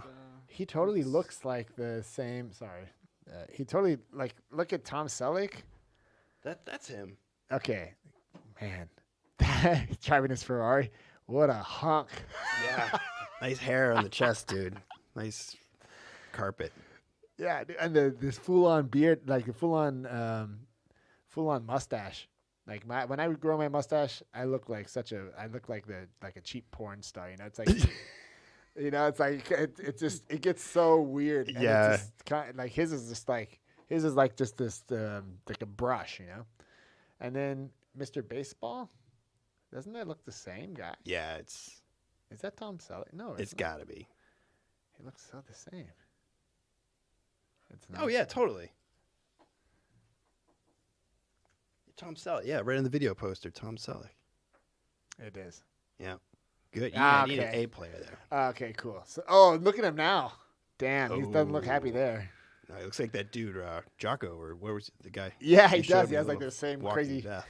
Thomas William Selleck is an American actor, film producer, California Army National Guard veteran, and National Rifle Association spokesman. Huh. Oh shit! He doesn't look very happy in that picture. No, he doesn't want to be He's Mr. 70 Baseball He's anymore. 75. Ooh. Yeah. But that was kind of Grumpy that old was my guy. first like Japan Yeah. kind of like connection with like an American being in Japan, because he's a huge dude too. I think he's probably Oh, he's probably seriously? 6'4", huge, a massive person like you. Oh, I don't like it. It's not good. And so he was walking through, and obviously as a baseball player, he was like, it was so cool because I had the same thing when I first moved to Germany, like, because I lived in California. And Oh, yeah, the American dream, man. It's like, yeah, wow. well, no, like I had like this ego about it, because I am from this place and everyone thinks it's so amazing, then I just must be amazing, you know? Okay, yeah. Not like, not internally, but if I look back on it, like I remember going to parties and not like, just being like, I was 25, 26 when I first got here now, and I had like this false ego about how cool I must be, because everyone just says how cool it is, and to be there, and I remember like that in that movie it was the same thing. Like he showed up after being a failure basically in baseball, Yep. and back home in the States, going to Japan and be like, oh, I'm just gonna whack the ball out of the park every time, you know. Sure, yeah. And like the first time he got up there, they just struck him out. Like he was just Nice. getting struck out constantly. And Ego check. yeah, and it was like, and that's true too. You know, like just because if you're a failure in California, which I wasn't necessarily a failure, but No, I did, no. but I wasn't either. I wasn't a success either. Mm. It's not like I was a multi-millionaire business guy just moving to Germany. Like I came here and started working for my father-in-law, like right off the bat, you know. So there wasn't like I shouldn't have had an ego of being like this cool guy that's just moving to Germany because he just feels like it. Like, that wasn't the situation at all. It would be nice. It would have been nice, like if you think back, if I was to tell anybody to move to Germany, I was saying I could tell any person to like do it. I wouldn't tell them to do it how I did it. you know, Not repeat, yeah. yeah, well, not like Gotcha. necessarily do it, but it was more like just kind of off the hook, off the fly, Yeah. off the cuff. Yeah. Of being just 25, and I was in love Why with my not? girlfriend, and we're just gonna do what we're gonna do. But you just Totally. kind of ad lib it and learn as you go. But it wasn't like a success story of like now I'm going to take my organized life that I have here in California and take it with me to Germany. Oh, right. That's hard to do, though. Well, I mean, you could though. Like if I could see it now, I could see that path. Oh. Like if there probably are. I'm sure out of the 120,000 Americans that are living here, there are a couple that are like, I'm sure, like yeah. I have a lawyer. I got it all figured out. They took care of it. I Yeah? showed up and my visa's waiting for me. You know, you could. There's got to Yeah. be that too. Okay, I see what you're saying, yeah. Like not everybody that comes out here was a It's failure and then is now here, and like kind of like the big fish in a small pond thing, you know. True. Like Yeah. like it's like in Pasewalk, you know, we're in a little village here, you know. It's just it's got its capabilities, but like I honestly, if I'm being honest with myself, I haven't like done all that I could do just even for Pasewalk as far as like building out the business that I have here, or like building websites for local Oh, I companies and see. stuff. You know what I mean? Like even that I haven't reached my limit on. So I'm definitely not a big fish in a small pond. I'm just a normal fish in a normal pond. You know, it's just this.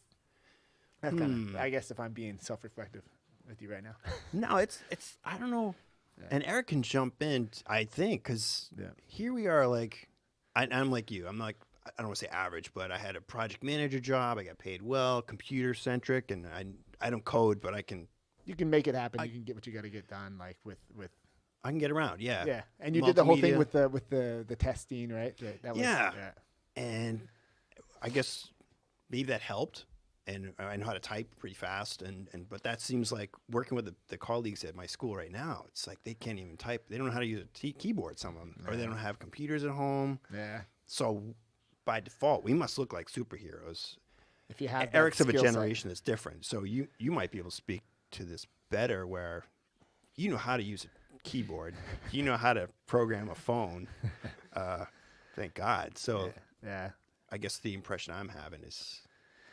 I know what you're trying to say. Like with Eric, like his generation, that's something that like for us was we kind of grew up with it. Whereas like a lot of the opportunities weren't even here for a lot of people to even like even to have a laptop. I remember actually though when I first got here, Lutz, my father-in-law, he bought me my first Mac. Oh, nice, good Yeah. father-in-law. Yeah, that was a good. I That's remember good. that too, and he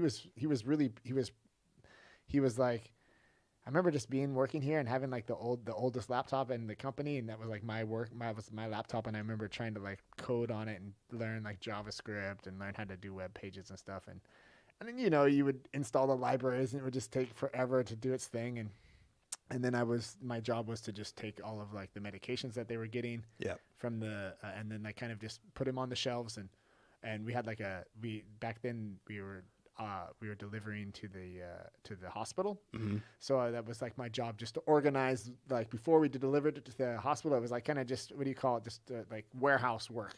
Okay. And we had like where our laboratory is now, that used to just be the warehouse.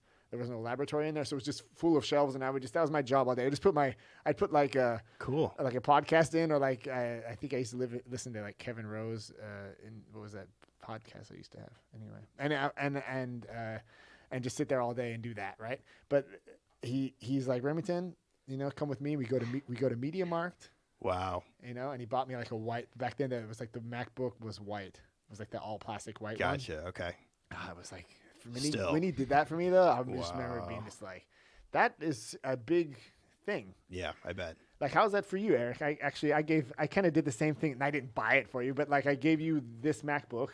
And he takes it home and he learns like Photoshop on it. Nice. And he's learning Premiere Pro is what we use for the editing and stuff like that. Okay. And it's like someone has to give you that chance. True. Yeah. Like that's what I never. I never really had that back home. My parents were both cops and stuff, so it was like, well, they could kind of show you how to go down that route. True. But that was never really my deal. I didn't really want to do that. Yeah. I don't know. For you, like, how did you even get into the music industry? Like, where did you make that jump from? Like, from that must have been just because you landed in Berlin, or was it before that? It was before It was that. before It that, was right? College Yeah. radio. College. College radio? Yeah. Talk about Sweet. weirdness. So, but that was like this gift. That was a nonprofit, and Yeah. you just volunteer your time, and we do these crazy 2 to 6 in the morning overnight shifts to get your teeth cut on, without offending anybody, and you're learning the mixer and the CD player. So that's why we can talk here for 3 hours without any stress, because you just flow with it. I try. That's awesome. Interview guests, and Yeah. you have a band come on. You just have to talk to the crazy people in the studio. That's a good with you. idea. That was fun. Live music. Yeah. But I think that was the original, and we had connections with people in Berlin, and that was Trezor. That's It was the Trezor to be. It was the company before Trezor, so I had, Yeah. and I never intended to be a foot in the door, but It just turned out that way. that's a crazy small world. But yeah, but it's somebody dropped this chance of a college radio station that was just open for anybody who wanted to volunteer their time. I was there. Yeah. We'd make playlists every week. We sent them out to publications and just talk about crazy. But I can't see that happening in Posvok. Like having like here, kids. Here's a free FM signal. Go for it. Here's a bunch of records. Go nuts. Could we do that? We should. could you do? Could we like? I don't know how- Could you like? Could you get an FM signal? Like, can you? Is it expensive? I don't know. Do you I need bet a- you do could you need do like a badass antenna, or can you just do it on digital radio? if we could do it on YouTube, like live, not on this channel, but like if the kids, you could just start up a channel, go live. Yeah. Kids screw around in the studio, do stuff. Yeah. I like this whole graveyard shift idea. thing. This whole 2 in the morning. It's a little to- crazy, but you're young and you're You have the 18, time. 19, you got the time. He's up at that time, and that's like the Twitch of today. Twitch is kind of like that in a sense. True. I don't know. Did you just Google that? I wasn't following the conversation out. What it was about to look up how expensive it is to make your own. Yeah, a Radio radio channel. station. Yeah, Yeah, I mean, YouTube is like that in a sense too. that's the new. But the yeah. cool thing about the radio station is that people will like just tune into it, right? Like Yeah. it's just it's still people still do that at work. Like OC Vela is just on the radio. Yeah. People like when you walk anyone around. Like I remember when I went to Vegas with my friends, they like pulled out their phones, put on OC Vela when we were in the States, and they listened to their radio because that's the True. radio program. You know, even if Yep. it's digital on their iPhone. Right. Like, and Radio 1 is just it's like just a great program. It Like, when I is. put that on, I learn something every time. It's a good show. Good programming. Sometimes if you don't like it, you just turn it off, whatever. But most of the time, it's like if you have it on, like Franzi always listens to it. I'm always in my capsulated world, and then I'll jump in my car sometimes, and it'll just be on Radio 1, and I'm like, I should probably just It works. see what's going on outside of my world. Right. Yeah. You know? Yeah. Gotcha. Just Yeah. Get out of the bubble. just in the because you have I have like Spotify and my podcast, and then then it's like that, and sometimes it's cool in a way because you don't have any of you're not in the normal flow of stuff. I Yeah. like that too. I don't know. Do you watch normal TV and stuff? No, Yeah. nothing. No. Unfortunately, But I don't know if it's unfortunate. I think it's actually probably a good decision most of the time. I Right, think like- I caught myself uninformed when the virus hit, and I'm like, I have no idea what's going on out there. I mean, That can happen. Yeah. we're in the school mode and the town mode, and just Busy doing with what your we do. own sub world. And then this tidal wave is forming off of in Italy. We're like, what? And in the USA, my dad's trip gets canceled. I'm like, there's dark clouds, and I'm like, I got to watch the news. I have no idea what's going They on. kind of blindsided What am I you supposed to because do? of- Yeah. Get toilet paper, which is what I did. I just ran out and got a bunch before it was crazy. shameful to do so. But what, Go do you ahead. discuss this with the kids at home? How do you bring this up? Like this terrible thing that's going to cause nightmares. Do you? And Franzi's in the apotheca. She's Franzi's getting way cooler than I am about it. Like I'm like Well, this that's cool. helicopter dad, this freaky guy. Me too, man. I don't freak out, but I'm Internally, I'm I'm like- you know what the biggest thing that I told this to Eric the other day. Eric was at our house, and we were barbecuing a little burgers, and I found Wim Hof. I knew about Wim Hof before. I had talked to it with like in jiu-jitsu and stuff. We have like these conversations when we're stretching and stuff about kind of like these different guys and different people out there that are trying to do body hacks and hack their health in some way, shape, or form. And we came across Wim Hof a couple times, and I finally like Googled it and got it like this app. Do you know who he is? I have no idea. It sounds He's an older dude. He's from Denmark, and he's so check this out. yeah. I've got it. He's so cute too, like the way that he talks. But basically, he's the Iceman. Wow. This is him. Okay. Oh my God. Yeah. So he's meditating in ice water Okay. in the snow. Yeah, I do this all the time. Yeah. Yeah. But what is he? What's his philosophy? As far as I can like kind of represent it to you, would be that we're all just kind of pussies. Yeah. He doesn't say it like that, but basically what he says is that like we go from air conditioning to heater to warm to so like all of our environments that we're in are not natural environments, and this is a reason why our immune system sometimes doesn't have its natural strength that it should have. Oh, good point. So he puts himself into these but he's on like the extreme level of it, but he breaks it down to you for someone like you and me that's in this situation that he's describing is bad for you, how to get out of it. So what's the first step? And the first step is taking like a normal shower that you take every day. And at the end, you just turn it on ice cold for 10 seconds. Only 10 seconds. The first day is 5 seconds, literally.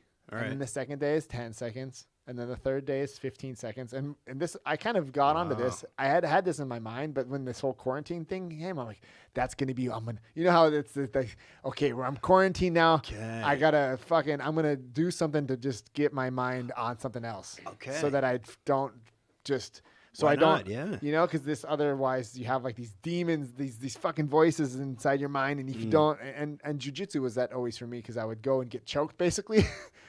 Okay. And so like Punish Remington. Eventually, at some point, when you tap out, when you get to that point right before you tap out, weirdly enough, there's this breathing method that he does, and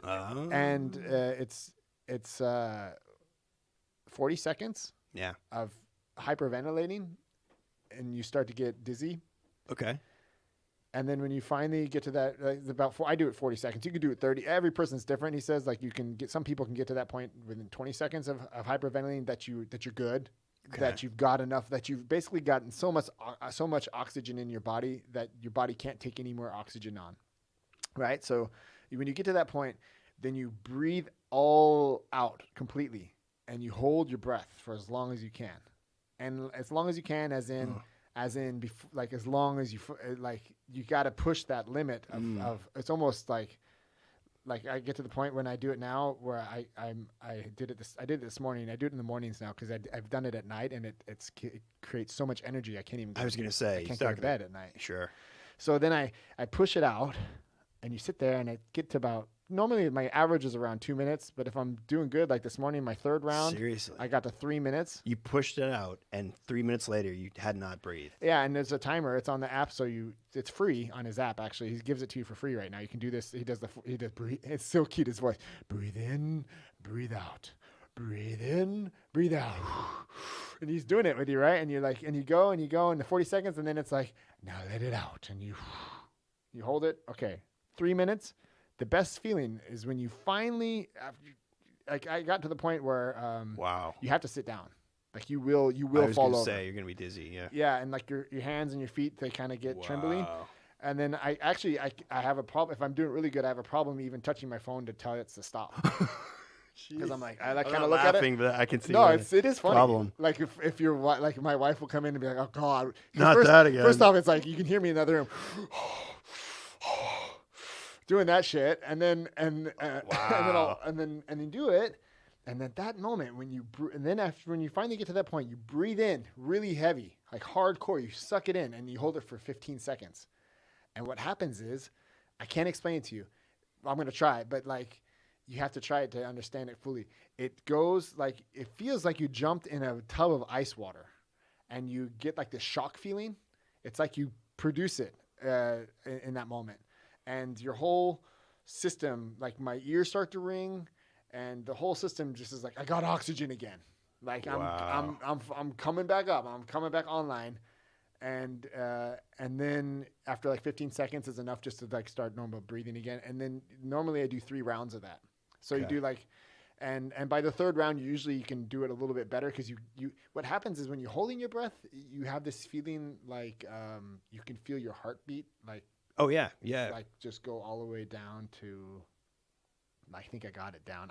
One time I put my heart rate monitor on and I watched it and then I got it down to 40. No, I felt like it. I was like, it's so funny. I'm so stupid. I go to Franzi. I'm like, Franzi, so like, Am I dead yet? What's dead? You know?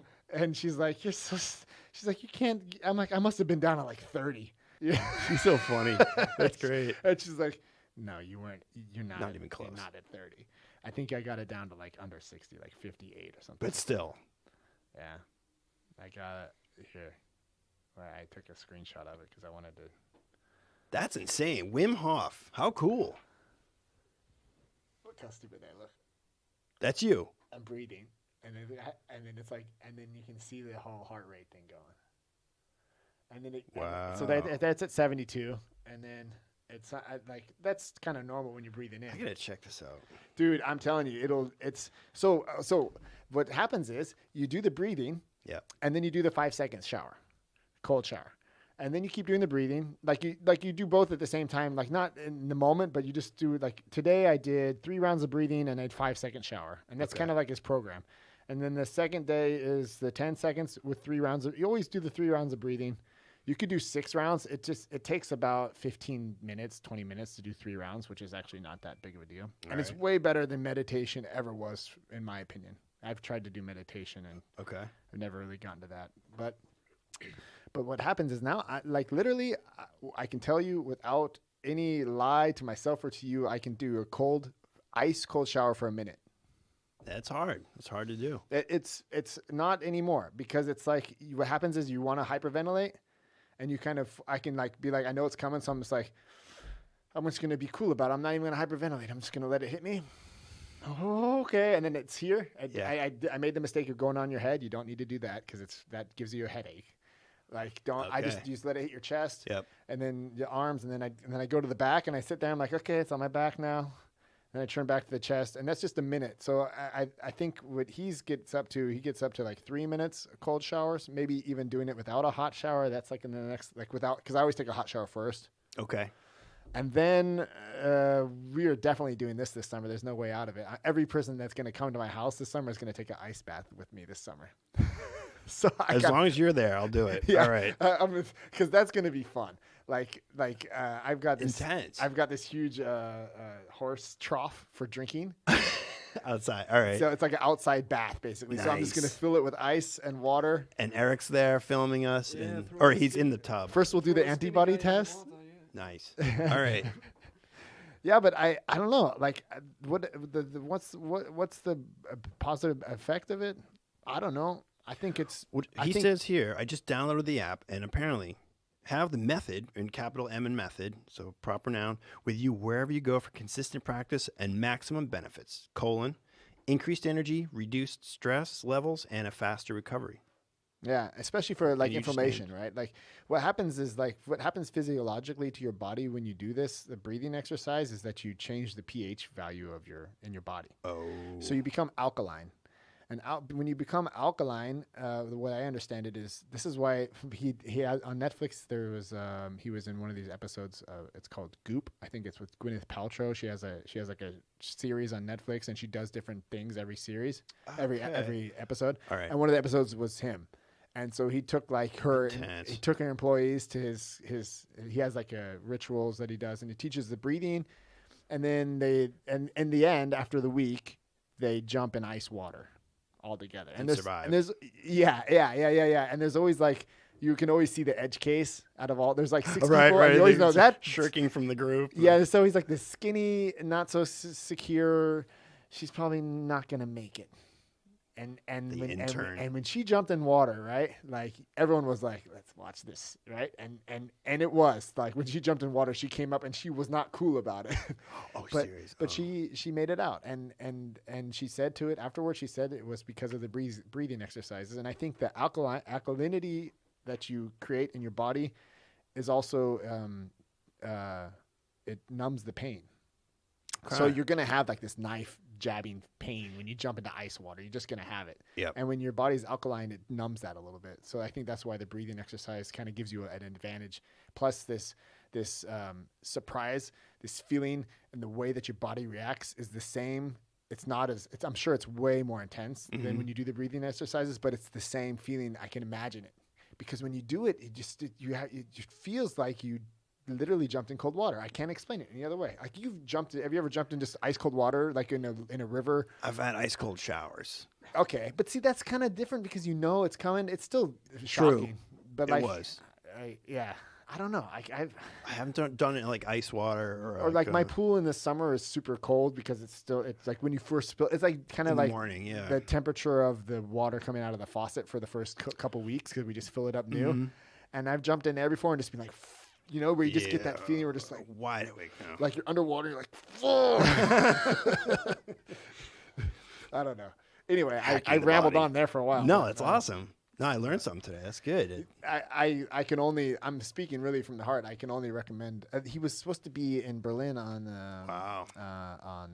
for Easter Sunday. Oh, okay. Yeah, which would have been travel ban. Damn, would never have been able to be there. And then the travel ban and the whole thing and the Corona thing, obviously, but I'm sure he'll be back in Berlin. I'm sure I'm gonna go.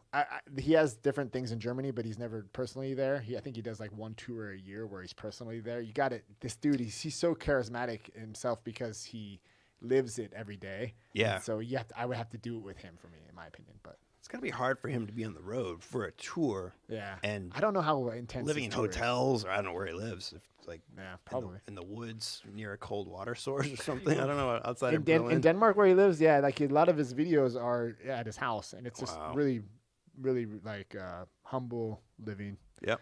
And he's got, I'm sure, well, he's got a sauna, I'm sure, and an ice bath. That's just, that's just the trend I hear. Like out of everybody, like Laird Hamilton, here, this Jocko guy, I don't know what he does. I think he just beats people up for.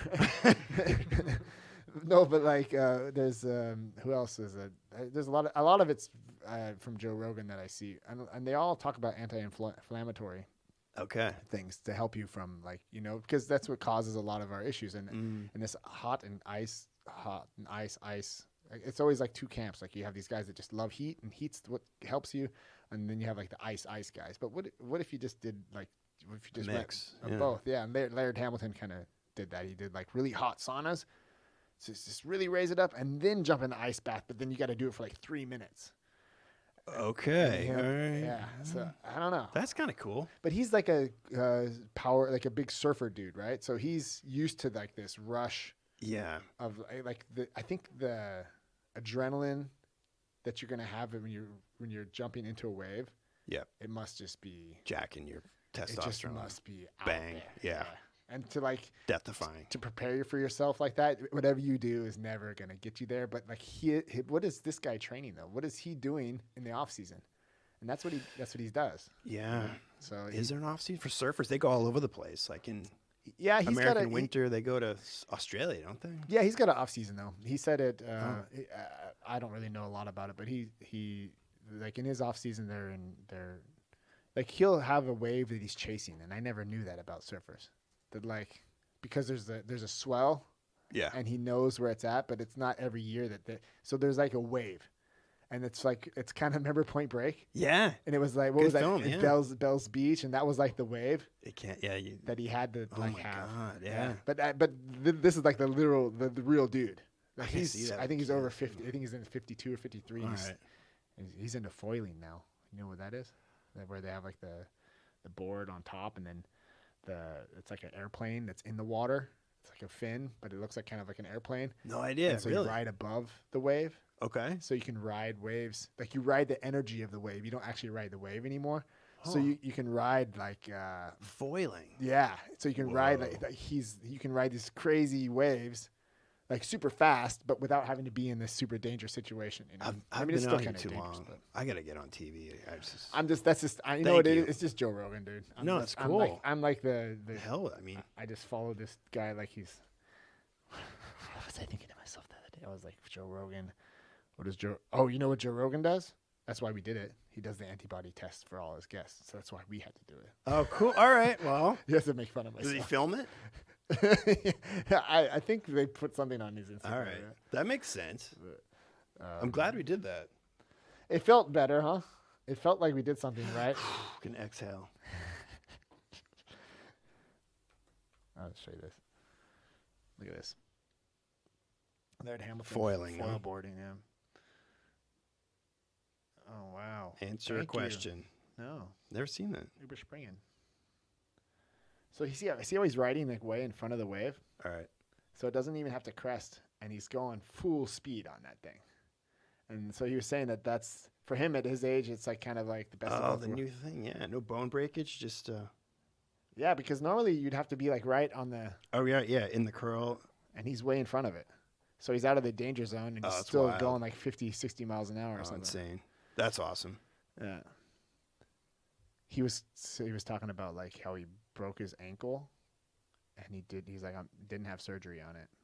Wow. And he's like, I just let it swell like in the old days, and then that's just how it is. And it's just like, whoa, yeah. But there's something about it because like the reason, like he's like, there's no surgery that's gonna fix it and make it any better anyway.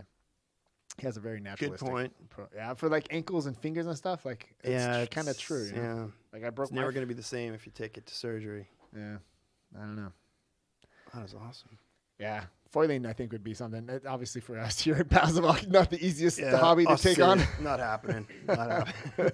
But who knows? Yeah, the OC is very flat, huh? Yeah, unfortunately. That's a windsurfing place, though. Yeah, I couldn't do foiling, but windsurfing totally. What else? They've got that wakeboarding. Just that's kind of slowly. You mean creeping up there. paddleboarding? Paddleboarding. I mean, yeah, not Yeah, wakeboarding. we could do that. I got 2 paddle boards. Are you serious? Yeah. All right. I won. That looks awesome. Perfect. Franz and I got them last summer, and they're so fun. There's like the difference between high and low tide up here is nothing.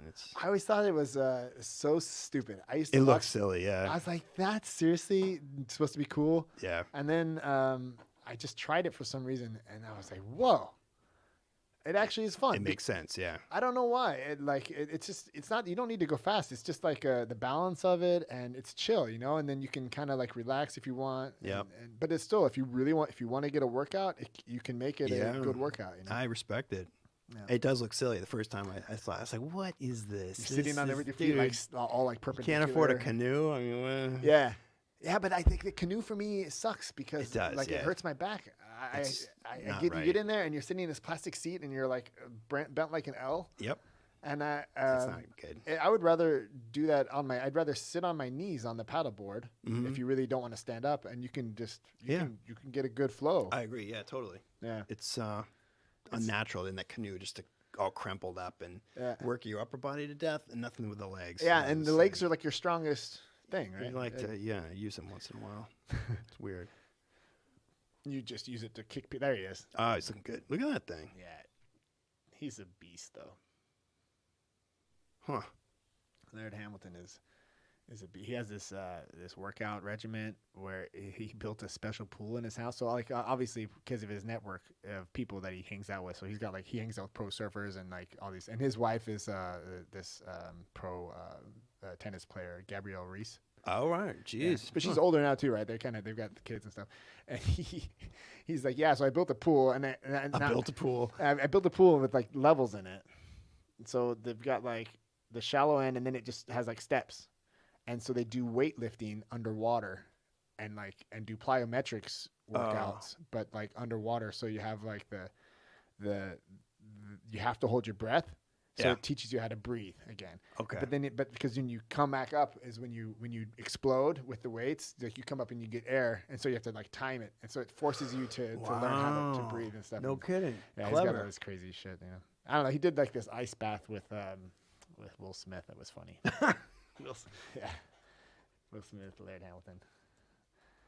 This is my shit, man. I don't know if you can tell. That's good. He was on Instagram though. Laird Hamilton. That's Will Smith. probably more better connection to reality than Japanese animation with hog phasers. At the moment, my rabbit whatever hole. floats your boat. Whatever. man. Yeah. Honestly, it's No, I mean, this is like I'm sure that like I'm a little crazy no matter what, but I maybe this breathing thing kind of just helped with the whole external, like this whole internal conversation that you have with yourself when you're at home for 6 weeks and yeah. you're like, where is it going? What's going on? You have these fears, and just breathing like that and like kind of, you know, I mean, I'll tell you, I'm on camera now. Shit. I tried it in the shower, like standing up, and I fell over. Oh Christ. Yeah. Well, who knew? I mean, it takes that battle conditioning, the And testing. my wife just, what are you doing? What do you think? Oh, I'm like, I'm good. I'm busted. good. It's all good. I'm like, I was thinking to myself, like, what a fucking idiot. No one's watching it anyway. and that was the day you came over. Oh, it was like the day after that. And Big Band-Aid on your forehead. yeah, and, so like, I didn't. Ouch. Yeah, because I was controlling it really well, and then you make the mistake of just going too far, Mhm. and then in this standing position, he says it like a million times. He's like, "Find a sit down." I'm glad you mentioned that to me. Yeah, because you I would just have done the same thing. yeah, I just you just think you got it. I'm good, and I'm just gonna do the cold shower afterwards, you know, and then I just fucking just aced it right down like you know. But I've done that with alcohol too, so at least I was doing it trying to. Yeah. Yeah, I don't know. it's silly. Like it's kind of silly to think that like it's such a freeing thing, but it could have like if it would have hurt me or something like that. Yeah. You would still justify it and be like, yeah, well, at least it's relieving stress, even though I have a huge dent in my forehead. It now. makes sense. It's a good thing. I don't know. It could be life changing if you keep doing it, but I don't want to like talk about it anymore. But I don't know. Maybe you try it and you tell me what you think. I will. Like, I've got me an app here, and did you get the Wim Hof app?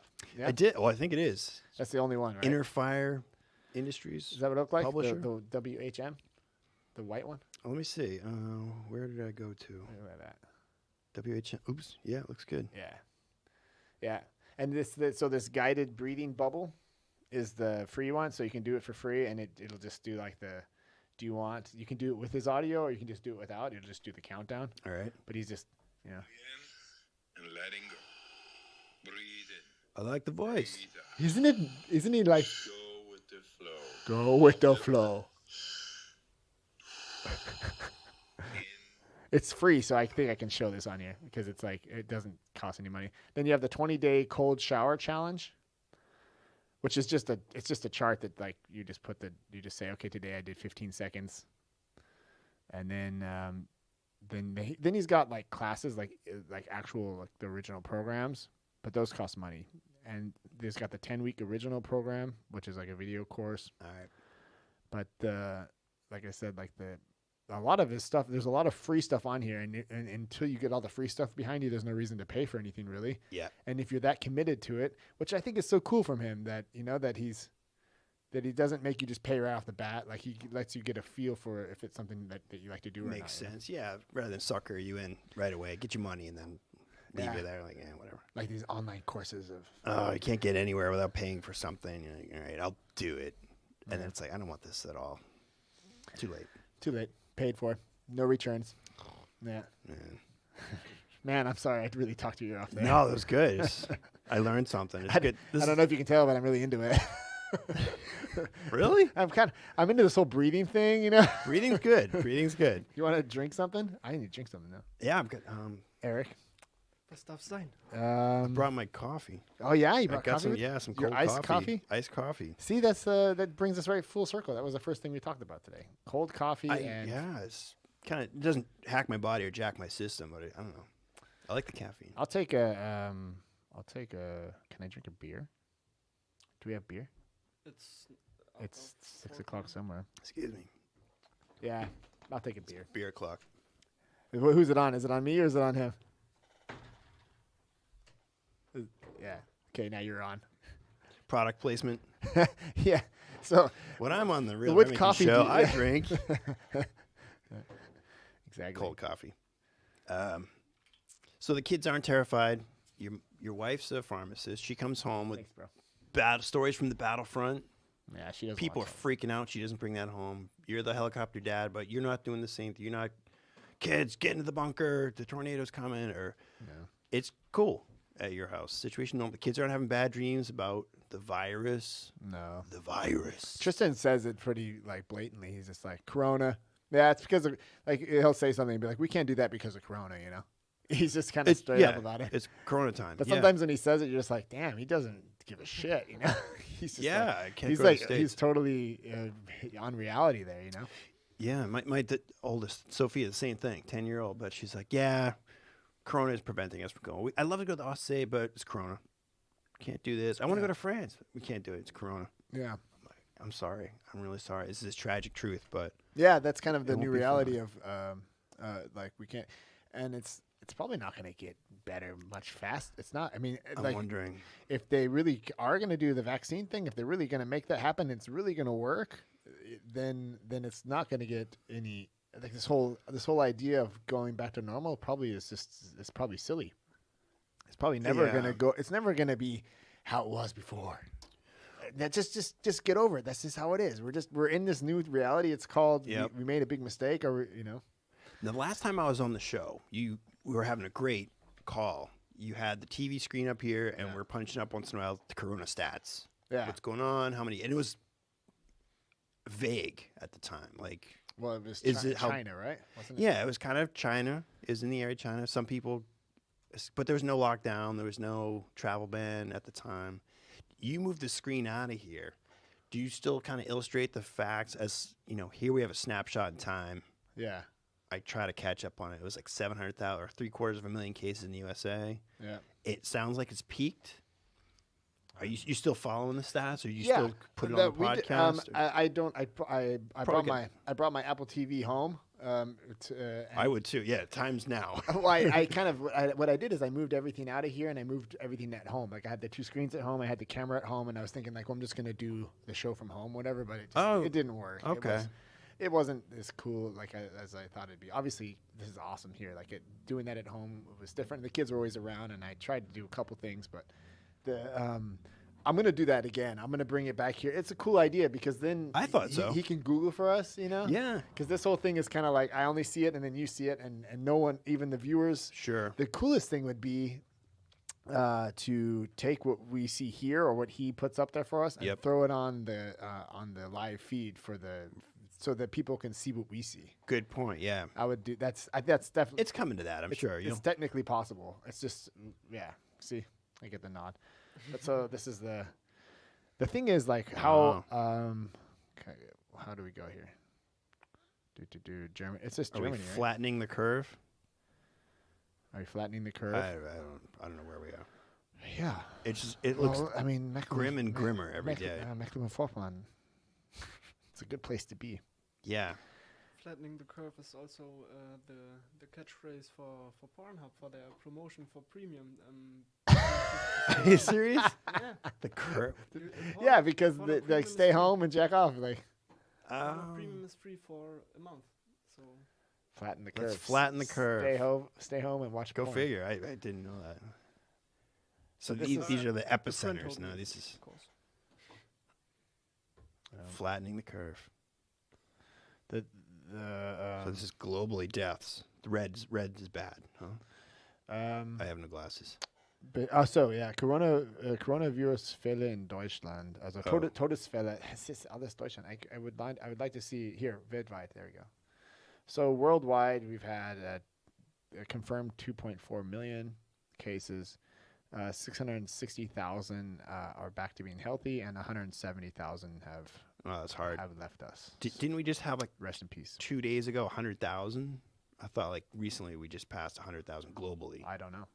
Right. I don't know. I actually haven't done this. The one that I've been doing, my friend here, Patrick, sent me a pretty cool map.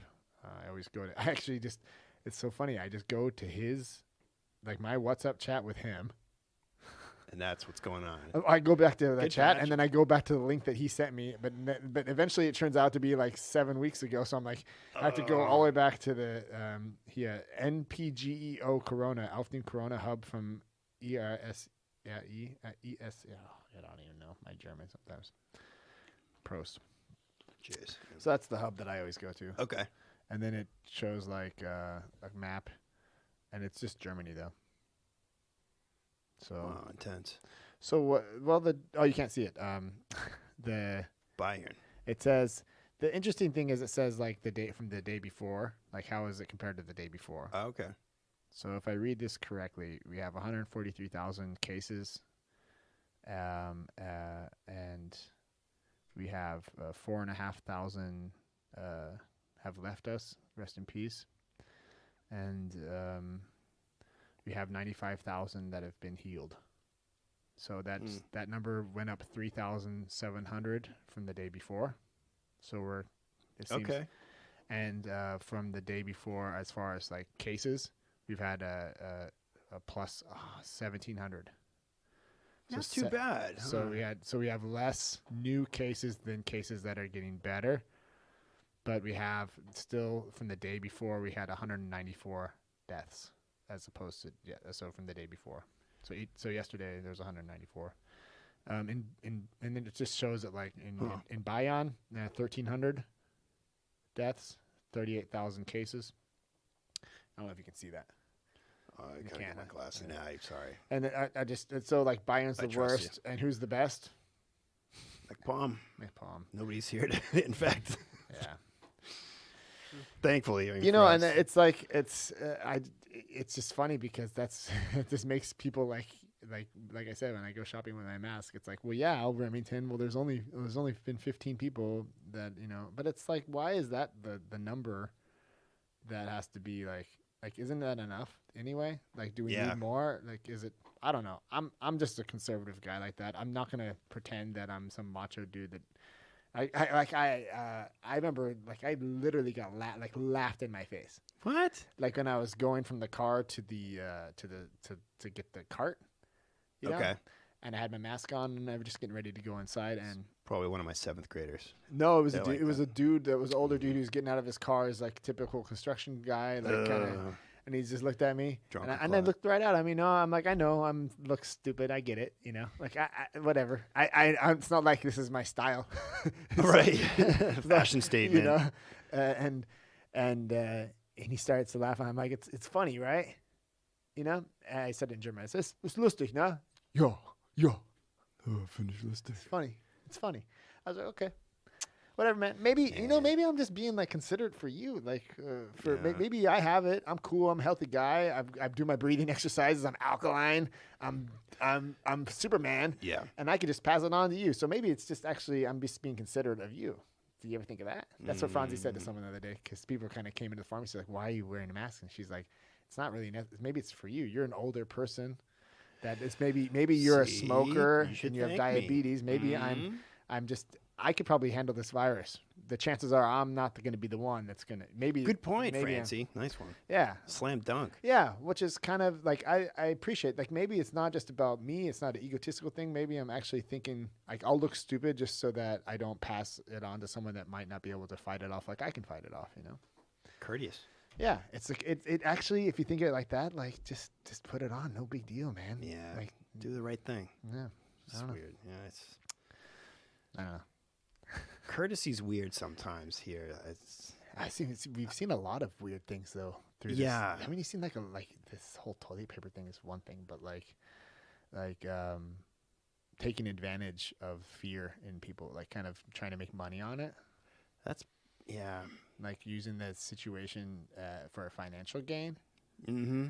Like I get it if you need to make money to make a business that's helping, and it has to run and need money. You need to make money to run a business, and if it's helping people, then it's. But like to kind of target that, Yeah. Like we saw in the pharmacy, we saw businesses selling like sending us offers to buy masks or to buy disinfection for like really high prices, like 4 or 5 times the price of a normal disinfection. So you're on the cutting edge of that. Well, you would see weird market. Yeah, you're just like no. But then on the other side, I saw an email from a hamburger distillery. Okay. I don't know what their name was, but they were cool. And they make alcohol. They're a distillery. So they're like, we'll make you alcohol if you guys need alcohol, and we'll give you. And they give us like give you like a good price. No kidding. Wow. Okay. Yeah. Like that might work. we're you know what I mean? That's like different. That's a different thing because it's like they understand there's a need, and we can just give you this distilled alcohol that we're using anyway, producing anyway, and we'll bottle it up and we'll send it to you. And how cool! Wow. Yeah, so it could medicinal grade.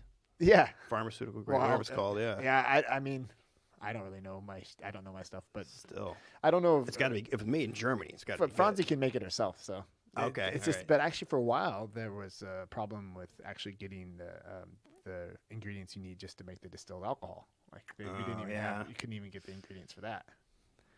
But now we're kind of past that. I think the production has gotten itself back. Like I bet, it took 6 weeks to kind of. Now we're getting masks again, but now there's going to be like a mask Pflicht. How do you say it? Like a mask requirement for going. I think there's going to be a requirement next week for going when you go food shopping and stuff. I think they're actually. I heard about that. Yeah. Okay. But especially if everything starts to kind of go back up, then you're going to need those things to. The new normal. Yeah, so to speak. There was a sign at Edeka, 30 people at a time in the store. Okay. How are they going to control that? Yeah, they got to have guards at the post office. It's the same thing. Yeah. They only bring in 1 or 2 people at a time, and that was funny. So VSV was a VSV guy, WSV Securities Agency. Was that when you were here? The guy came knocking. I wasn't there. You told me about that though. Late night activity. Yeah, exactly. Because we were here at night. Suspicious. Those Americans. the Americans, the two Americans have joined again. Go to bed. Yeah. Uh, Yeah, man. yeah, no, seriously. I thought it was weird. There's no digital presence at my school that I teach at. All of a sudden, these companies are banging on the door, and they want to offer their digital product. A lot of American companies who have experience in that, and this is probably a new market for them. And maybe all of a sudden, the coffers will get opened for spending, because our school, we don't expect to get like a media package delivered until probably until Tristan comes to 5th grade, like a few years down the road. It's like, no, we've got our chalkboards and our. Yeah. That's hardcore though, It is especially very coming from hardcore. like. Oh my God. You know, and you're like a guy that would use that to its full extent. Totally, And yeah. jump on YouTube. And The jump kids on this love and it. so- Yeah, it's like I'll throw up a hip hop video with undertitles, and there's a quiz at the end, and they're like, I love English. Yeah, and it's like such a better way to learn, right? Because you're awake and you're into it, and then it's like multimedia, and then you're learning without really thinking about it, right? That's It's the like- thing. It's kind of this bitter pill, and it's like Yeah. awesome candy coating, and they're like, wow, America looks so cool, and they're into the culture, and what's it like? And now it's like old school writing on tablets, and I mean not even real tablet. Like I'm thinking clay stylus and Like an actual tablet. way back, yeah, with clay tablets and whatever the Egyptians used to write with. Yeah. It's old school. So maybe this is a good cold start or restart for the area. But yeah, companies coming in and like not taking advantage of that, because the German, I don't know if it's just the school amt, the school division, or the school board here that just won't buy into it, or they don't have the money for it, or the tax structure set up so they just can't drop. Basically, should just build a new building is what they should be doing. But So they're stuck in this old building that doesn't allow them to really have like a network. they're gonna have to tear out all the walls to rewire everything. It's gonna be a disaster. I'm hoping that down the road for Tristan, if he goes to that school, Tristan, that it's tuned up by then, because it's hard to teach, it's hard to learn. But if these media companies come in and sell a good product, and kids can work from home and deliver homework, upload it for the teacher like we could in America, maybe that's a good thing. Yeah, for sure. Yeah, it's something that like in times like that. Also, there's other things that were interesting too. Like just not even like the fact that are the times gone where like an executive is going to fly to Japan or whatever just to take that meeting personally? Does he really need to do that? Good point. I mean, I get it, like the personal thing, like the vibe that you get when you're selling, you're making that big deal. Oh yeah, It's a multi-million-dollar deal, mm-hmm. and I'm not going to just call him over Skype.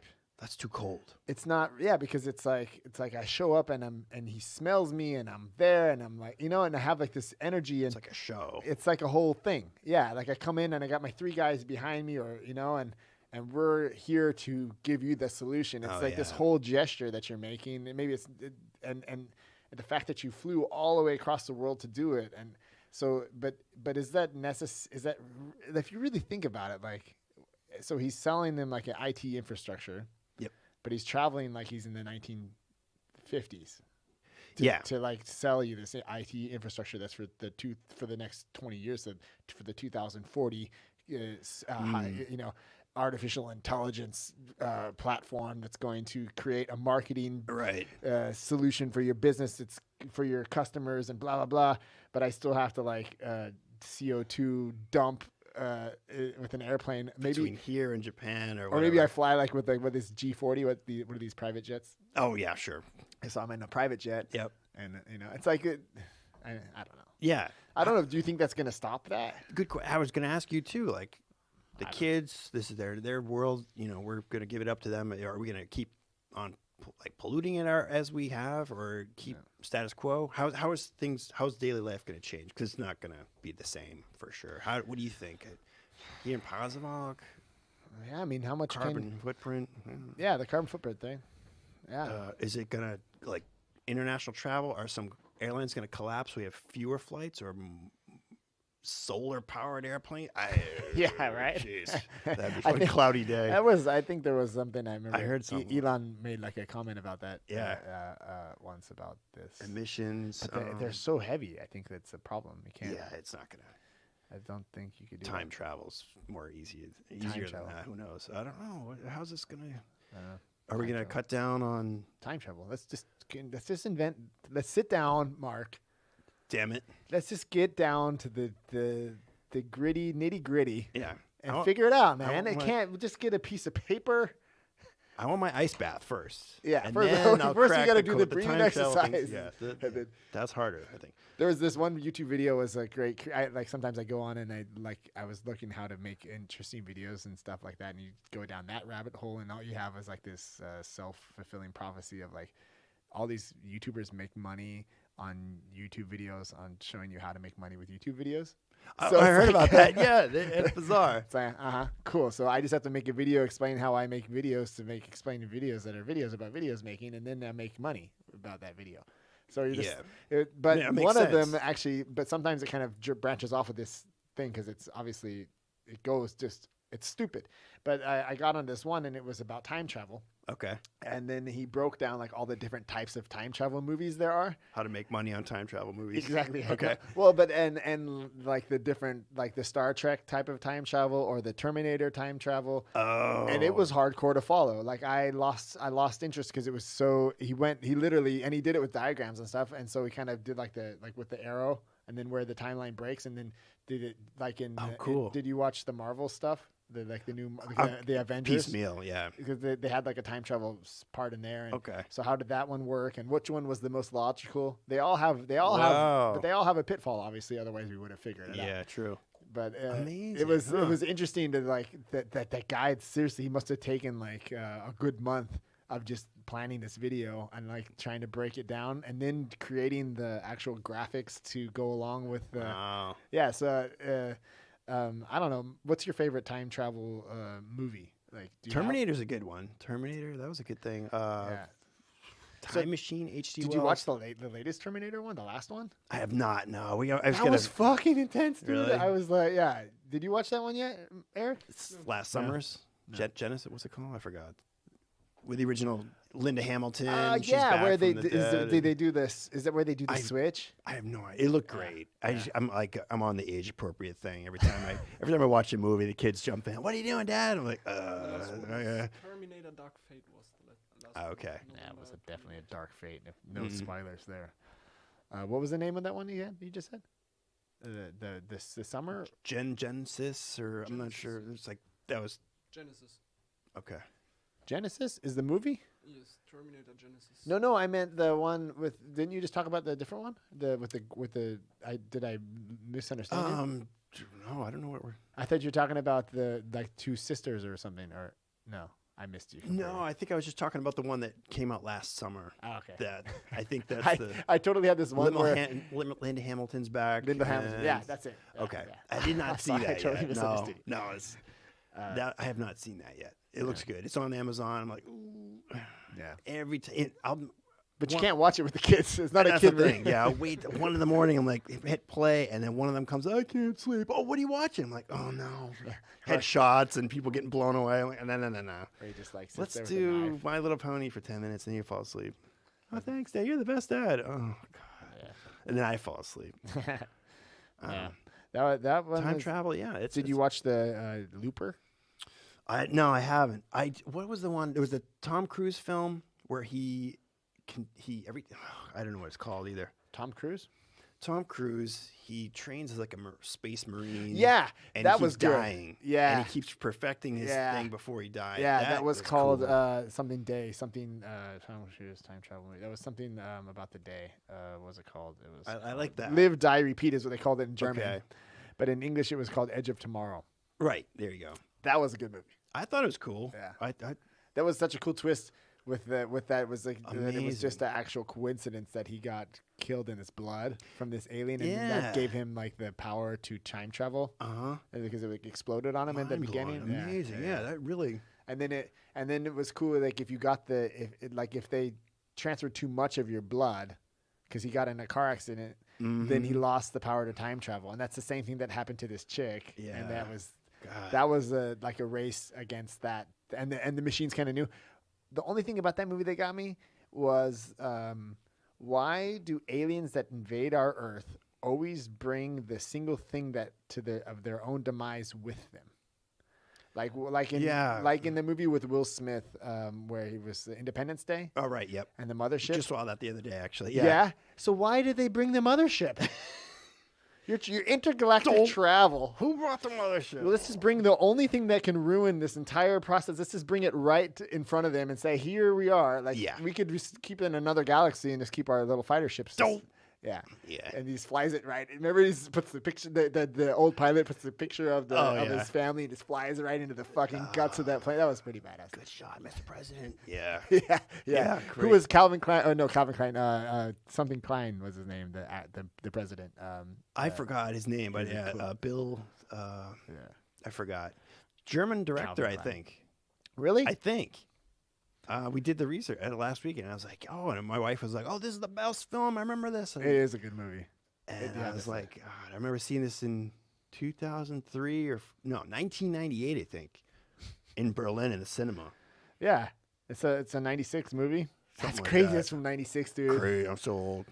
And it was in this Berlin cinema in the original English language with German undertitles. So, but this audio, it was a packed house, and the audience is in Schöneberg, I think. That's the actor's name of the president, Bill Pullman. Oh, Bill Pullman. All right. Oh yeah, Bill Pullman. Yeah. Oh, of course. Bill Pullman.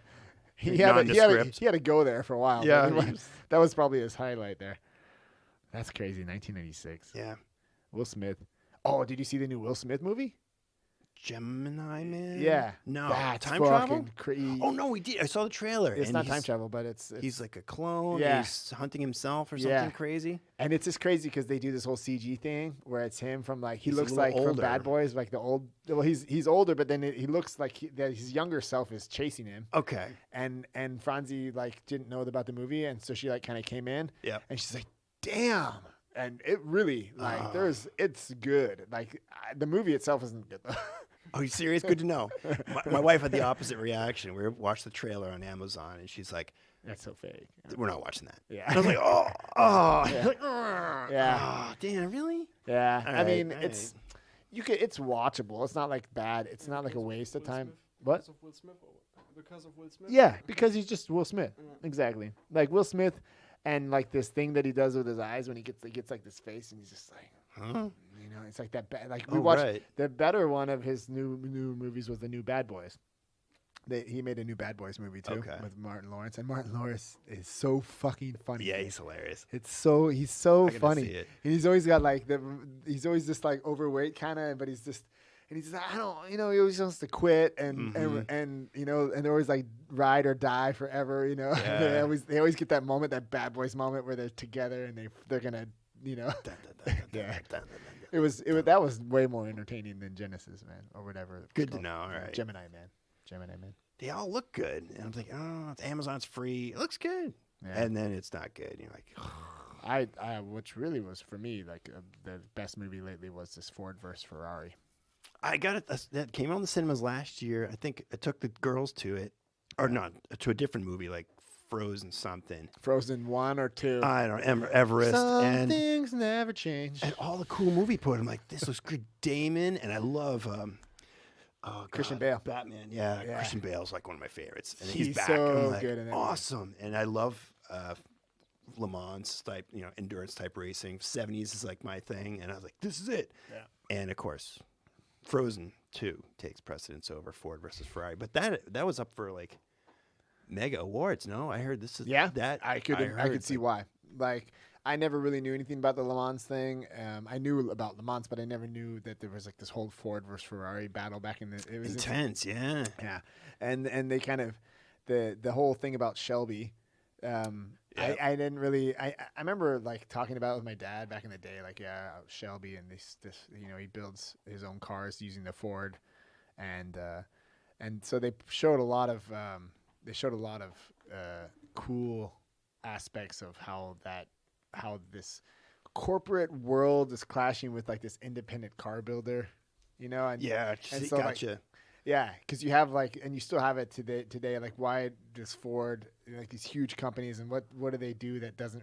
What is it? It kind of clashes against like this independent style of thinking. You always have like a board, and they always have to make the decisions. And I won't ruin the movie for you. I haven't seen it. I'd love to see it. You should. It's a great movie. I got to loan to you on DVD the Steve McQueen, 1970 Le Mans, Yeah. and that's the same story. He drives the Ford team, GT40s. He's the star driver, and they're all kind of fictional. But he's the evil, the bad guys are Ferraris. Steve McQueen was also in that race, right? He actually was. He was in an the actual race. racer, He was one of and the racers, yeah. they actually entered the race. They had camera cars, and they're all going like 140, 200 miles an hour, and they had cameras mounted on the cars. There's some real accidents. It's an amazing, like I think the director was accidents were French. fucking. That was Yeah, that was the part of intense. that movie that was like whoa. Crazy. Yeah, because they just blow up. Literally, yeah. It the was ca- like the cars that flying bombs. Yeah, and so the weirdest thing, like for me, when watching that, and you're like, you get all heartfelt, and I'm not going to give it up for you.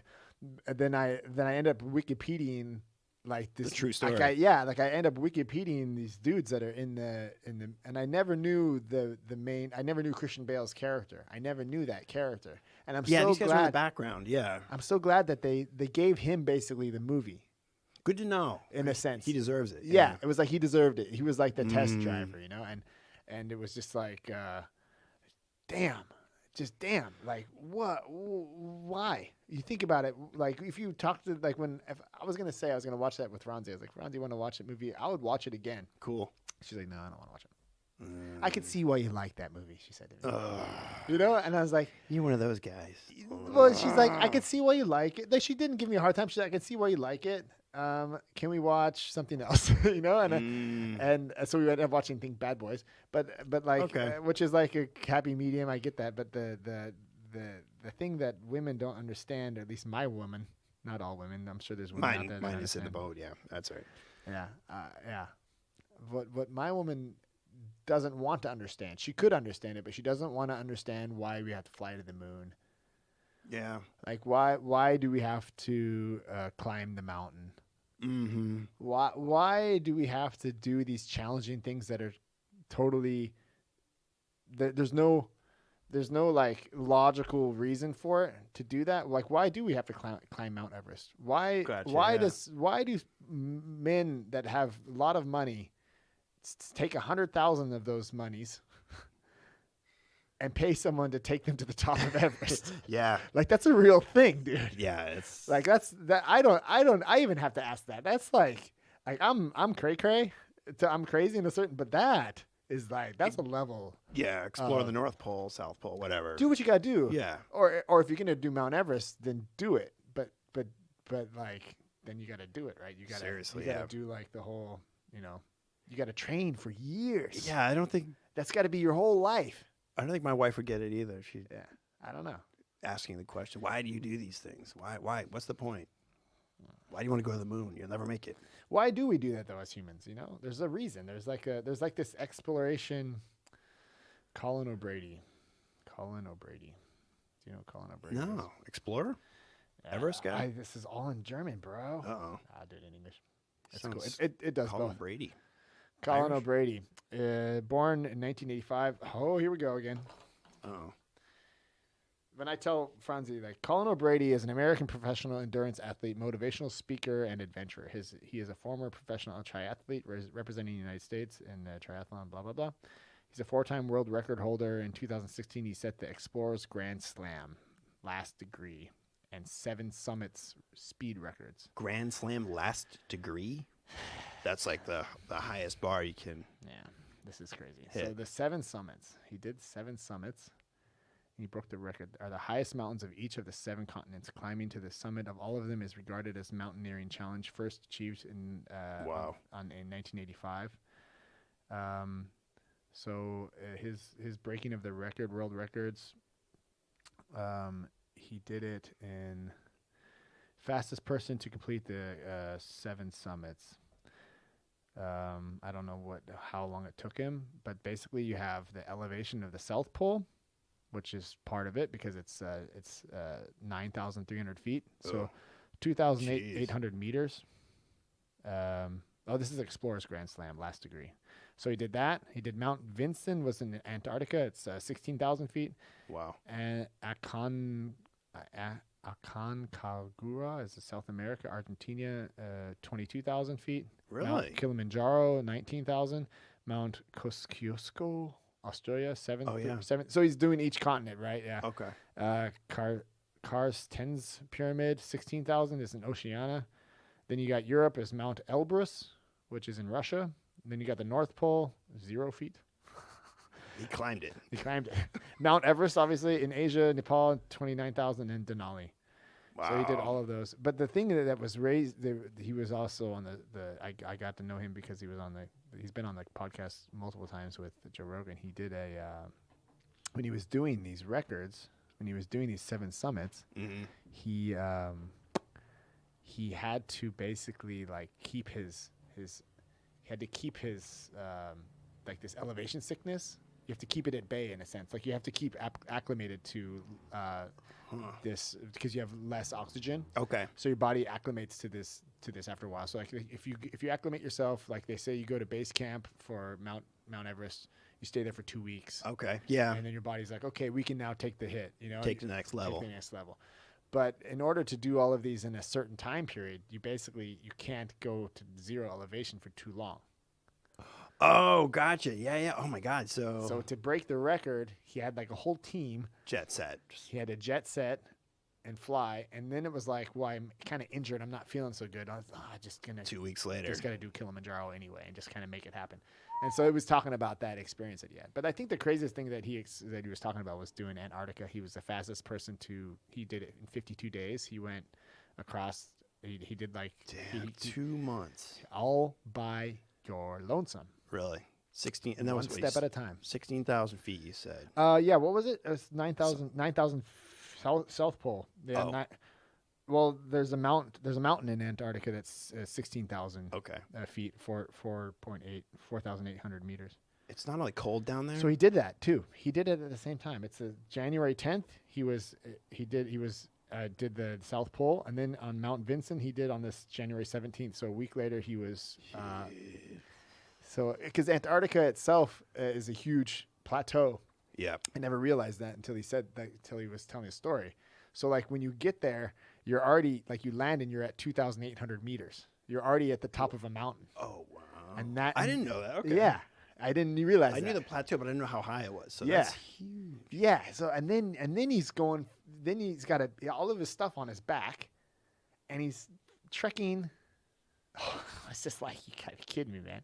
And he said that like the crazy thing about it, he was doing it against another person at the same time, and so but he couldn't keep in contact with it. But they just and he was just telling about this 52-day journey and basically wearing the same pair of underwear and like and if he lost his tans, Yeah, seriously. you're dead. Like, yeah. Like it's just below Frostbite was a big problem, I'm But sure. why does he have to do that?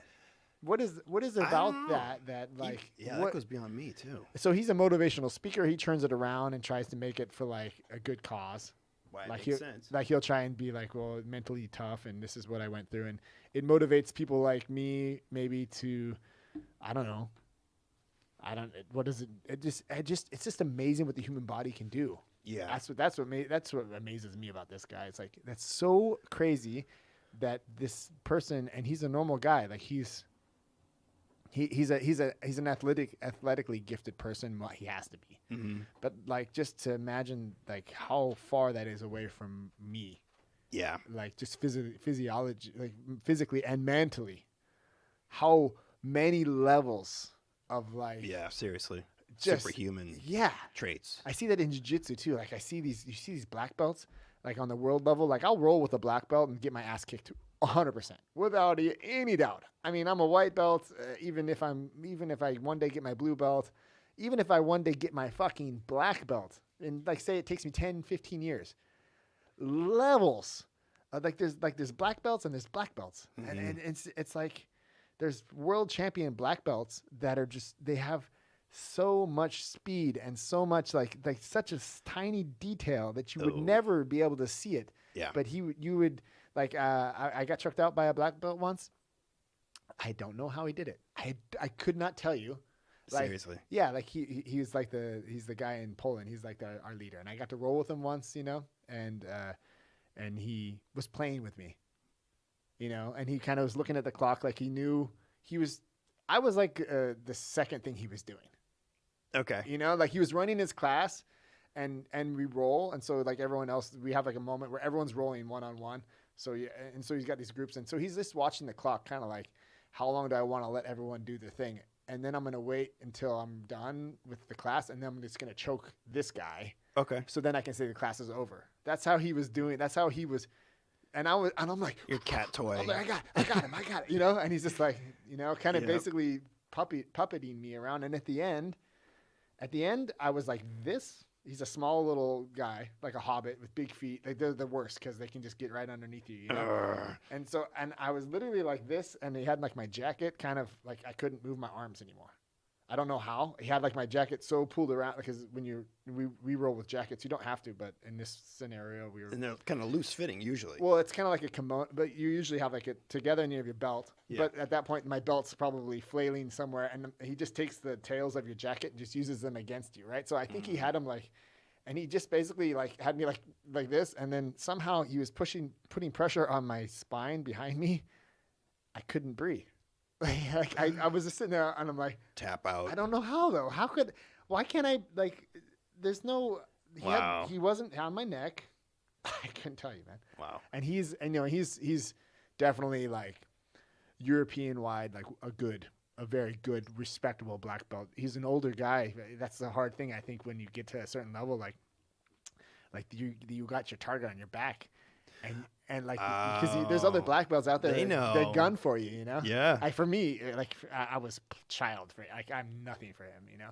But I can tell that like some of the black belts, when they want to test themselves against him and stuff, and it's crazy because it keeps him fit, even though like he's not at his prime athletically. But still, you know, like skill wise, because what's prime athletically is like 23, right? So he's probably, I don't know, he's probably in his upper 40s, maybe even close to his 50s, you know? And they're still going for you, you know, which is kind of crazy to think. Kind of flattering for him. I mean, sure, respect, you know. I have to say that, otherwise you'll just kill me. Absolutely. I'm not worthy. Oh, it's just insane to me that like, it doesn't matter what you do. There's like these levels of stuff in life. It's just like, it's not even like just a jiu-jitsu thing. It's like, it's anything. It's in teaching. Expertise. Yeah, I'm amazed by that. I don't know. It's just so crazy how humans can go to such extremes. And that's kind of what I try to say to Franzi when she's like, well, why do we have to go to the moon? I'm like, just because we can. Yeah. You know, or like, because, I don't know, because it's something, it's possible. And what does it take? Like, think about that. Like, how many things can go wrong? You know, like Elon Musk. When like that dude is just fucking motivating for me. I don't care if it sounds like a cliche to talk about him, because it's you know why it sounds like a cliche? Because I'm millions of miles away from him, and I'm never going to reach that. So me talking about him is just like name dropping, you know? But he's kind of the opposite of Joe Rogan, where I think Joe's into the body and physical experience and extreme experience. But Elon's like machines and go and not AI. I think we touched upon that last time. He's kind of like, watch out for AI. He's got huge respect for it, but I'm sure he uses a lot of it, though. He's got to, in that business. Saving the world, electric cars, massive mega power stations, these batteries. Yeah. Going to Africa and dropping like a power station. Like, here you go, enjoy. He's going to do one in Berlin too, right? Gigafactory or something. He's going to do another one here in Berlin. Crank out which is, I think, kind of cool. An American company and he's got South African, obviously, but this American company's going to. Is he American though? He's South African. Is he still like his nationality? Yeah. Okay. Good question, actually. I don't know. Yeah. I don't know. He's probably got the money to. Well, he's got a Canadian wife or girlfriend. Yeah, good idea. They got back together, huh? I have no idea. She's pregnant, so his fifth kid. Wouldn't that be so crazy? If random people around the world just knew that about you, you'd be like, I know. Did you know Elon? But German auto industry is going to put that bomb, right? Boom, electric cars. I'm running that stuff in your country. It's like, what the? Mercedes, they're all trying to catch up. Yeah. BMW, I don't know. I mean, it's good. The competition's good. Good luck. But that guy is on like the fully automated robotic end of things. Yeah. I'm really into the Elon Musk. I'm there with you. Yeah. I got to get myself schooled on Joe, but Elon, Joe. man, Joe doesn't know what he's talking, but he always says that too. I like you.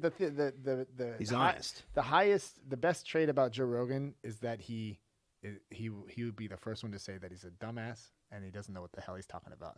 So he can basically be that. and he's not claiming to be something else. Which That's cool. Which He's is like, humble. he turns that around, and he's good at just saying like, I don't know, I'm an ape. And I was watching. It's so true that I was watching this video with him and Jay Leno. Yeah. They do this whole. Jay Leno does this whole car thing because it's. Oh yeah. His garage. And I guess Joe Rogan has this badass Stingray. Like this. Oh, serious? I didn't know. I knew that he was kind of a car guy, but so he was on the show with him. Joe Rogan standing there, and then like full body because you always see Joe just like we are right now, right? And so he's standing there, and I'm like, dude. He really is an ape. Like his hands were like he could in full on normal standing straight up, he could touch his fucking knees with his hands. Seriously, man. like he was just standing there, knuckle dragging, and just the way that he was standing, he has like these big old hands. Another terrible person for jiu-jitsu because he could probably just wrap himself around you, and you'd just be like, wah. And yeah. Anyway, and just the way he was standing, he was like pronouncing it almost. He was just kind of standing there and then just let his arms fall. And then when he would talk, they were just like these long, dangly fucking. Funny. That's hilarious. No, but I think the thing that I like about the whole Joe Rogan idea, and I would definitely do that here, is just having these conversations where I think you just become like addicted to this information, this new flow of stuff, and you get all these, all these cool guests. You know, I bet, yeah. You got people sitting across from you, like he's talking with this Colin O'Brady. They sat together for 3. How cool would that be to sit down with that guy? Yep. And tell me about Antarctica. Yep. It was like, well, the first 10 days I thought I was gonna die, and then I called my wife on the GPS phone, and I was crying, and then we just kept going, and then after a while, you just get in this zone, and you just one foot after the other. And day 30, day 32, day 52. Day 52, and then just like it gets lighter. I get weaker, but I don't have as much water. I got another one, and just like, wow, you're a Fruit Loop. You know, and Joe will be like that reality check to him. He'll be like, well, just stop. You're good. Don't do it. You made it. Like he kind of does that whole thing like your wife would do. Like be like, are we good now? Because I like to have you on the podcast again, and the next thing you do might be the last thing that you do, you know, because it's true. And he always, even when he talks to like guy like Tony Stark, you know, he talked to I just don't even know his actor's name, to Robert Downey Jr. Yep. You know, he can just be like like he could just ask the question that you would want to ask him without being starstruck. That's cool. Like, is there going to be another one? That's a talent. That's not what easy. you would ask. Yep. Yeah. I think that's his talent, is to have the same conversation over and over and over again. Mm-hmm. And for how many episodes are they at? 1,400 episodes, you know? Seriously. Yeah. Cool. Been doing it for like 10 years. I'm psyched. Good for him. Longevity. Yeah. I mean, that's interesting. That's, you know, Elon Musk was building PayPal. I mean, Elon Musk is a whole other freak. Yeah. But they're both freaks in their own world. Definitely different directions, but I mean, Elon Musk is definitely same level. I don't know. That's an amazing person too. I don't know. They all have brain damage somehow, though. Sorry, Elon. The bitter truth. Yeah. He's just not stoppable. He's just an alien. Yeah. What did he say? He said that he thinks he might have a genetic defect. He kind of admitted. He said that, really? Yeah, he's like, it might be genetic. It's true. He doesn't sleep at all. I understand. Yeah, it's just like no sleep, doesn't need it, right? And then just goes and just can draw. And the crazy thing about, like you heard about, like he had an employee that was on the Joe Rogan show talking about him and just had been working with him, and he's just like you're talking about like someone that's just like, probably if you met this guy, you'd be like, damn, he is literally a rocket engineer, like, you know? Yeah. And he's just like, it's so crazy that to work with Elon, because he'll have like, he has such a depth and such a width of knowledge at the same time. Like he can interdisciplinary knowledge. So he can be talking to you about the structural engineering of like a rocket, and then he can give you like the formulas you need for like some type of physics, or I don't know. Like he can just go between like where most people will just have to go so deep in one thing, because it takes so much time and so much energy just to really get good at understanding how like thermodynamics is working or something like that. I just have a hard time just thinking of what the name of it is, you know. And these people understand the concepts, and then he'll just like switch over into building a car. Or a tunnel. Or a tunnel. Yeah. but then he's so funny about it. He'd just be like, yeah, well, we dug a hole. We made flamethrowers? And we look, yeah, he makes a flamethrower. He's not really a flamethrower, though. You know? Oh. And it like, it's just so, Yeah. it's so crazy to think that there's people like that on this planet, you know? Hopefully he helps us. I don't know. I think he's doing a good job so far, in my opinion, my humble opinion, but I would definitely buy a Tesla if I could afford it. We'll see how it goes when he gets the Gigafactory going in Berlin. They're trying to get the workers together. They flattened the forest. They figured that out. And they got around these tricky environmental laws that were out there. Yeah. I mean, they can't even get the airport built in that same area. And that's taking 20, 30 I think years. there's already an audio. I was looking at audiobooks, and there's like an audiobook about the Berlin airport. I'm like, who the fuck? It took 30 years in the making. Yeah, it's just like, oh my God. It's like an 18-hour audiobook about the building of the never finished construction of the Berlin airport. They get Elon on the board of directors. So what happened? I don't know. I mean, the guy's there's just not got much bullshitting that guy. I don't think that. No, he just doesn't, and I don't think he talks unless it's. It's kind of like what we were talking about last time with what's her name, with a chick, with a girl. right. I guess he probably just has so many things going on in his mind that he really only kind of just talks about what it needs to be talked about, you know. Yeah. Which I don't know if that, or maybe not. Elon is very Sociable. So my English at the time. Yeah. Fuck. Yeah, I saw plenty videos of him with some YouTubers and watching memes. Just having a good time, like just fucking around. Yeah, just fucking around. Yeah. Cool. See, that's cool. He made a video for PewDiePie, I guess. So, Oh, wow. So PewDiePie just reached out and said, "Yo, can you just look at some memes for me?" And I put it in my video. And Oh, cool. And he like looks at the memes like, He's that's like, good, okay. that's good. yeah, and I'll work with he you. and the friends sit down and Yeah. laughed their asses off. Yeah, that's important, you know. So he is a human. You know, Not an in alien. this situation, Yeah, he looked very human. Yes. I love his dry humor. Like every time when they were interviewing him for this whole thing that they're trying to do, where they're flying the astronauts out. It's like they're gonna actually launch astronauts again to the space station for the first time. And the Americans are finally gonna do it. Yep. And it's everyone's like on like, well, okay, you know, this is important. And so, and they did a test, and things explode.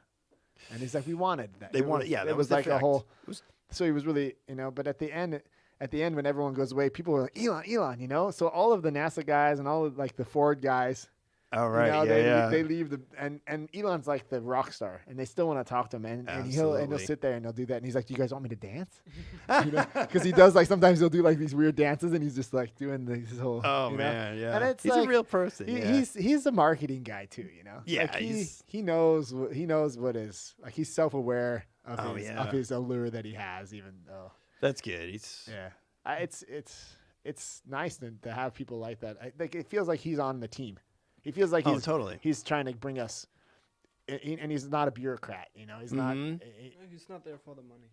Yeah, and he never was. And so the money itself is like this positive side effect, and he needs it as a tool. For his as tool for his hobby or passion or whatever. Yeah, and like did you see when the Cybertruck came out? He was like he was driving it around in L.A.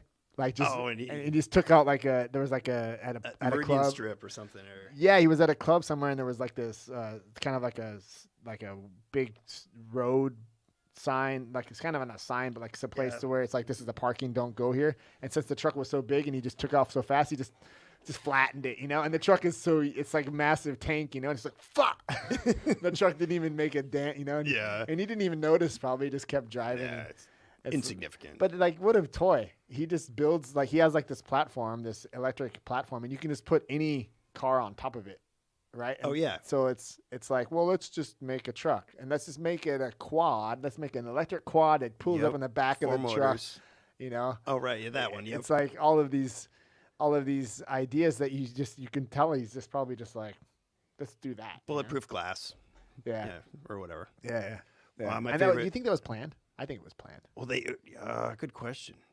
He's such a calculated guy. There's like, I can't imagine that that's something that he would be like, oh, that wasn't. We forgot.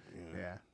Like, we didn't test that rigorously. Oops. Yeah, that was such a big gaffe. And it was such a big gaff that it was such a positive marketing experience, you know, Yeah. because like how many times the Headlines. whole week it was just like Elon Musk's car. Yeah, we've yeah. got that the other 50% of the haters just can't you always got stand the him. It's like, haters, man. oh, Tom, you can't do it right. Look what happened, and of course, just headlines jacked over, the Trump headlines, which is hard to do. I So don't get it how you can hate a guy like this. I mean, It's he's Yeah. just never- weird.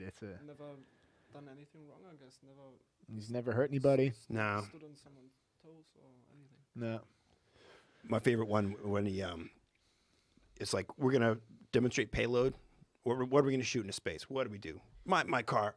I don't want it anymore. Take my car. Put yeah. a guy in it. Put Spaceman in and there. then put the music on. Awesome. And Yeah. the board of directors like, you can't do this, dude. This space is serious, and we got to be serious about it. And NASA guys are serious, and we're all serious. Yeah. Fuck it, dude. Yeah. If there's no fun in it, why do it? Yeah.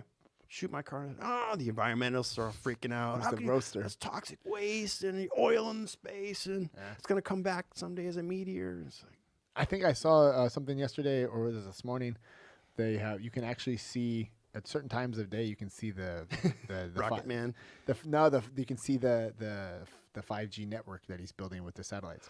Yeah, So it was in there's the- England. Something like a string of satellites. Yeah, Awesome. because that's how close they are. That is so weird. That you can actually see them. Cool. Yeah, it is weird.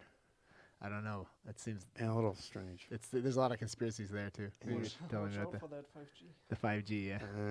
No, It's interesting. I don't know, man. It's crazy times if you think about it. That's we can sum this up, but Yeah. I have to tell you, like, when talking about everything that we talked about, Yeah. it's fucking weird. 2020 is weird. It started off pretty weird. It's, Corona time. yeah, that's gonna be. Where do we go from here? It's gonna be. This will be the last epidemic for a while, no? It'd be nice. Pandemic. Pandemic. Well, let's see. Hopefully. I don't know, man. Going back to school. I'm glad that we were Start able my- to. Yeah. That you're able to come by. Yeah, no, thanks for having me over. Okay, what do you want to call it? Oh, jeez. Let's think about it. I had like one name. I was thinking like calling it because we have expectations when you come in. We're both expats that we call it expectations. Sounds good. Yeah, But I don't know how good. That's just good in my mind. It could. I don't know if it's Expats, good. Yeah, that's our we have the English hour with Eric now. right. Yeah. Schooling them the hard way. Anybody that watches this, type in the comments. Nobody's watching, but if anyone Yeah, yeah. watches, Seriously. type in the comments. Say you should Yep. call it Two Americans in Paslock. Not a very good. Not title. catchy, but You got one? Think about it. yeah. It's, Remington Rambles. very terrible. No, because I do ramble, man. You got to stop me. No, I can't stay on focus. I shoot off. Remington breathes. The ice bath. Nice, bad. The No, ice man. bath. Yeah. I don't know. But we'll do it again soon. Oh, dude, what? What time we got? Holy I shit. gotta cook dinner. Yeah, we got to go, man. What time Yep. is it? 6 o'clock? Yeah. 10 of. Yeah, Oh, my God. it's been good. That's cool. But at least we know we're not We're corona both, positive. we're not We're all corona corona positive. negative right now. wear your can still masks. get it. Yep. Get my gloves on. I'll see you at Edeka. I gotta go stock up on some toilet paper. And then see if I can I'll be eat the it. guy with the 2 wagons and the double fisting. Right on, man. All right. Yeah, Well, you can- Eric, be good, man. he's We'll- cutting us off here. Did he cut us off already? No. Say bye-bye. Bye-bye.